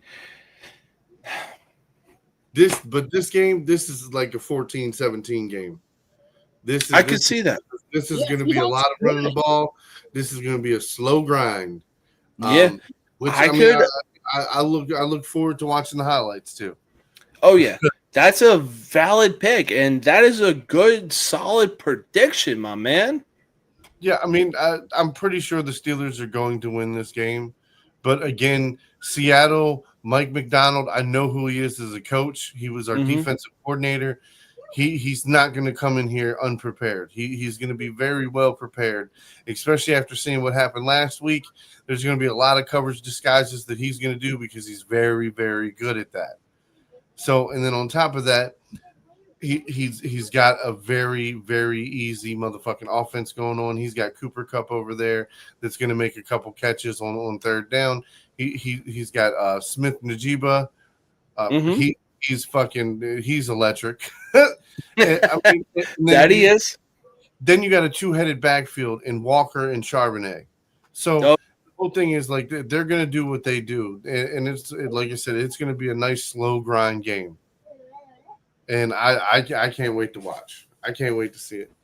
Oh, yeah. Speaking of can't wait to watch and can't wait to see it, we got an AFC North matchup as Cleveland goes into M&T Bank Stadium of Maryland to take on the Baltimore Ravens. You know what? The one team I wouldn't want to be the most right now is the Cleveland Browns, bro. This is You ain't lying. You ain't lying. proportions. The Ravens may win this Fucking lying. scores. Yeah, I'm just telling you, I would not be surprised if Lamar Jackson don't put up 50 fucking points. Agreed. Oh, yeah. Agreed. Just to prove a fucking point. Oh, yeah. And it's going to be sad because it's like, fuck, I don't want to see Flacco lose back-to-back weeks because then they might bench him. But at the same time, you ain't beating us, Buck. You ain't beating us. It ain't happening. And, I was about to say, it's your time to shine. The floor is yours, my man. Talk about the goddamn Ravens and how pissed they are after last week. Well, the players are pissed. I don't know what the fuck the coaching is doing because I ain't been sure what the fuck they've been doing all fucking off season. If this is the first fucking game, everybody banging. We gonna have the best defense in the league. Blah blah blah blah blah blah blah. And then it's like the same bullshit that started last year. It's fucking atrocious. Why the fuck are we playing prevent defense? Why are we over 10 yards off the line of fucking scrimmage? Automatically you're giving them 5 yards guaranteed almost every single time. All they got to do is stop, turn around. Oh, now you have to run forward while you're trying to run backwards. Like, oh no, now you're changing direction. Like, no, but that's how Coleman got fucking 3 catches on us by running down the field. And our guy is so far behind him because he's not going to get beat. And then Coleman stops and catches the ball. And it's like, son of a bitch. But it's again, playing that pussy soft ass fucking defense. It doesn't make any sense. We have the talent to keep up with guys. We have the talent to run man fucking coverage, bump and grind at the line of scrimmage. That's what you're supposed to. Why are all of our fucking cornerbacks 6 foot, 6'1", 6'2"? We got all these big guys and they ain't doing shit. They're 10 yards off the line of scrimmage. Come the fuck on. That's why honest to God, that's why we lost that fucking game. Playing scared fucking defense. There's no reason. There's no fucking reason we should have lost that goddamn game. Lamar Jackson put up 40 fucking points by the end of the third quarter. It's a done. It's a it should have been over with. Oh yeah. Well, I mean, look. This is obviously the first game of the season, so we shall see where things go from here. But speaking of where things go from here, we got Denver going into Indianapolis, Indiana to take on the Colts. Game of the week. That's all I'm going to say here because Indianapolis looked really good last week in all three facets of the game: offense, defense, and special teams. They look like they found something. Denver. Now and with Bo Nix coming into veteran status, I like Denver. Do I think they're Super Bowl contenders? No, but I think looked a little lost though. Looked a little lost last week. They did, but they found a way to win, and that's at the beginning of that game. They definitely looked a little lost, but I think it's the same thing that attributes to a lot of these fucking teams now. Nobody plays in the preseason together anymore. Right? Yeah. No. Absolutely. Gosh. So. Give me Denver, but like, I mean, a penalty or a field goal either way, and Indianapolis wins this game too, man. It's going to be that close one way or another, but give me Denver by 2. Valid. Honestly, I really could see a guy like Daniel Jones, continuing his momentum going into week 2 against a team like the Broncos. Now, do the Broncos have a head coach of Sean Payton? Yeah, absolutely. But obviously, Daniel Jones really showed that, like, hey, I wasn't the problem in New York. Your front office was. Guess what? It all comes crashing down week 2. Give me Denver. And guess what? Give me a pick. I'm taking Jones to throw a pick. Yes, sir. Okay. Listen. Him looking great against a shoddy bum ass looking fucking Miami defense versus him going in here. And I'm telling you, he's gonna come in there with confidence. And he gonna sling that ball down the sideline to Mitchell. And Surtain gonna come up and say, "What got you, bitch?" Very true. Plus, so long as PS2 is on the other side of the field, yeah. I mean, Daniel Jones, you better count your days, boy. I do, and then what is it, Bantonio, whatever, however you say his name. That motherfucker coming off the edge, man. He's got hands. He's got hands. So like I said, I like that defense all the way through. Like other than Surtain, none of them are really superstars per se. But I mean, again, that is a solid ass motherfucking defense. They're going to continue to build. They're going to continue to play better as the year goes on. I look for them like they're going to be, if not in the top 10, just outside the top 10 by the season ends. Yeah, that's fair. Anyways, next game up, we got a battle of the South as Carolina goes into Glendale, Arizona to take on the Cardinals. All right, here's my upset pick of the week here. Carolina, yeah, they had some offensive line issues. But Arizona, man, they don't impress me whatsoever. I think Bryce Young makes a play at the end of the game and give me Carolina with the upset. Nope, I'm taking Arizona. Put me on the Arizona bandwagon. I'm going with them. Yeah, I'm sorry. I can't get behind Bryce Young. I've tried to watch him. I just can't. I can't. I'm sorry. No, I zero confidence in that man. Well, I mean, look, I have some kind of confidence in Bryce Young, but ultimately, yeah, I'm definitely going to have to take the Arizona Cardinals in this game. It's my upset special. I'm calling my shot. Mm, okay, fair enough. Now, next game up, we got a lot of people out here calling this the game of the week as Philadelphia goes into Kansas City to take on the Chiefs. I mean, if the refs don't show up, give me the Eagles. I mean, the Eagles. I mean, they're just Very better. true. Kansas City, they shit the bed, and in the Super Bowl, man, they got drugged. And I don't see it going much different this time either. Yeah, I don't see it going any different this time either as well. What was it? It was the Chiefs versus the Chargers, and we already saw what happened when the Chiefs have no help.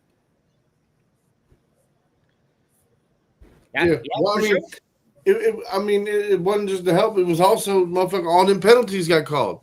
Mm-hmm. Very true. Every time the motherfucker moved, he got called. It was wonderful seeing that shit. It was Because last year it felt like there was quite a few of them that got missed, but quite a whatever. few. But you know, hey, it is what it is. But yes, it's nice seeing that now. It seems like everybody's getting the same calls. You know, that's nice. But That is nice. It is. Yeah. Hell yeah. so I will say this: the unfortunate thing is I don't see this being any different, especially with Rice not there. I mean, he still got some weapons, but it's just not the same. Yeah, give me the Eagles. I'm taking the Eagles by at least one score. Mm-hmm. So Yeah, me too. Yeah, I'll definitely take the Eagles as well. I mean, not gonna be an easy game though. Oh, That was yeah. gonna be an easy game. Facts. It's definitely not going to be an easy game. There's no doubt about that. So Sunday night, we got the Atlanta Falcons going into Minneapolis to take on the Vikings. So what we're going to see here, and this is not because I'm a Falcons fan, you're going to see Minnesota becoming a fraud. Their defense last week, I mean, they showed that you could beat them if you wanted to. MPJ, he was really good, very good in a high-profile game, NFC South, to begin the year. A couple questionable calls there that may have turned the tide. Atlanta and Tampa Bay came down to the last missed field goal. Atlanta is better than Minnesota. Give me the Falcons here. Ooh, okay. I'm actually with you on this one. I will say Minnesota got lucky. With a couple things, but again, Penix and Pitts, Penix in London. I like it. I like it. I like it too. And I really think that the Falcons have a lot more weapons for Penix MPJ to work with than what we saw with JJ McCarthy to work with in, what was it, Monday Night Football? Well, I mean, hold on. Justin Jefferson is better than all of them motherfuckers put together. Okay, I'm just gonna say, me or you. I mean, you're at least 6'1", right, Andrew? No, I'm 6 foot. Okay. Okay, any one of us could go play an NFL quarterback with Justin Jefferson as our wide receiver. Right. Very true. Yeah, like understand this. I know we could get it somewhere in here, motherfucker. He catching that ball, okay? So yes, understand. Like Justin Jefferson, as long as you get him the ball, he's gonna make you look good. Okay. Yes. Yeah. But at the same time, again, this is a rookie quarterback. He threw an awful motherfucking interception last week. I look for him to capitalize on that again this week. Yeah, I mean, it's sure to be a great game, but ultimately, yeah, I'm taking the Falcons in this one. Monday night, we got a double header as for the first game, we got Tampa Bay going into Houston to take on the Texans. Man, what? Go ahead. No, for me, this is going to be a bounce back game for the Texans.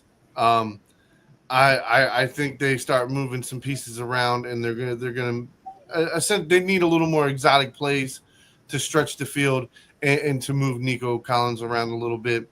DeMarco Ryan's hell of a coach. He's gonna make adjustments.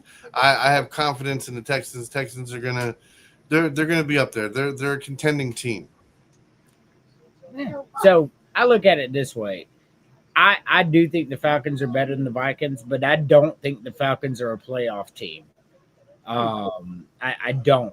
And if I don't think the Falcons are a playoff team and should have won the game against Tampa Bay, I'm not as high on Tampa Bay as everybody else is personally. Tampa Bay should have won this game by a lot. I predicted them to win this game by 2 scores. It was shocking to me that the Falcons kept it like that. I think the Texans win this game. I don't think they blow them out by any stretch of the imagination. It'll be 1-score game or whatever. But I do think the Texans at home pull this out. Well, all right, fellas. I don't know if that's the last one, but I got to go. All right, sounds good, man. See you Sunday morning. Hell yeah, you already know. All right, peace. Peace. So we actually had one last game as the Chargers go into Vegas to take on the Raiders, and there is no love lost between Jim Harbaugh and Pete Carroll. Yeah, Jim Harbaugh is going to win this one. I really like this game because I'm a college football guy, and Jim Harbaugh and Pete Carroll, and just names that I know. So I'm probably going to watch this game, to be honest with you, just because well, it's on ESPN and not some crazy shit like Amazon. So yeah, I'll probably be watching this game Monday. But yeah, Chargers win this game. I like Pete Carroll, but he doesn't have enough talent right now.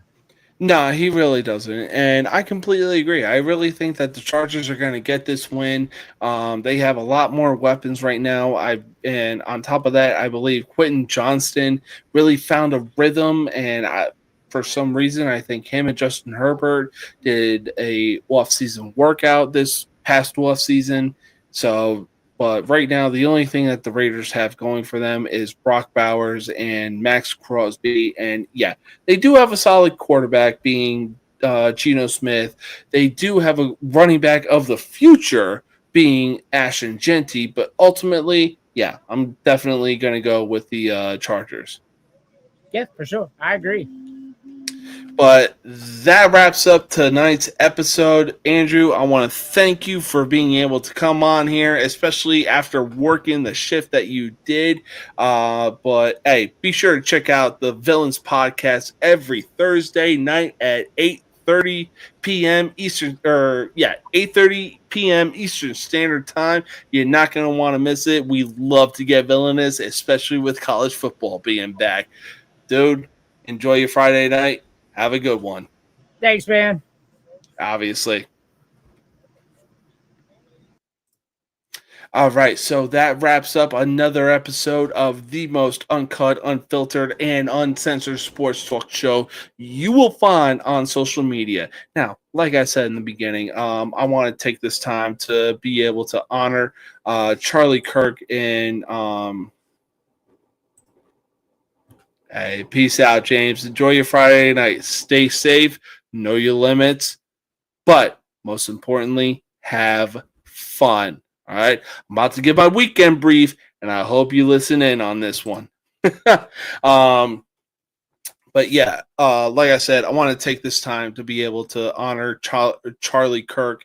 The man didn't deserve that. All right. Everybody that celebrated a man that was gunned down in cold blood. I hope you lose your job. I hope your spouse's job and even business is affected.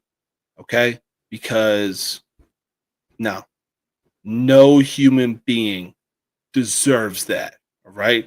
And again, I want to be able to honor the 9/11 victims that ultimately lost their lives in the most heinous act possible on our country. Just there is no room in this world for violence. No room whatsoever. Just because somebody is right and you're wrong doesn't mean you should take their life. It just, there's not enough words I can say except this right here. Just amen. Hey, I want to say thank you, God. Thank you, Jesus. And ultimately, thank you, the Archangel, Saint Michael. May all three of you protect me, protect everybody within the sound of my voice. To all the 55 people that are tuning in right now, I hope all three of you protect them because they deserve some serious protection right now, especially with what has happened last week. All right. But it is Friday. So I want to give my Friday brief. I'm sure, look, to all the 55 people that have been tuning in on this one, I want to give my Friday brief on this as well. Don't add to the population. Do not subtract from the population. Do not end up in the hospital, dead, or in jail. If you end up in jail, call somebody whose number you know by heart and then establish dominance quickly. That's it. But yeah, just have fun, stay safe. You already know what it is. We got football coming up this weekend. It's going to be a great time.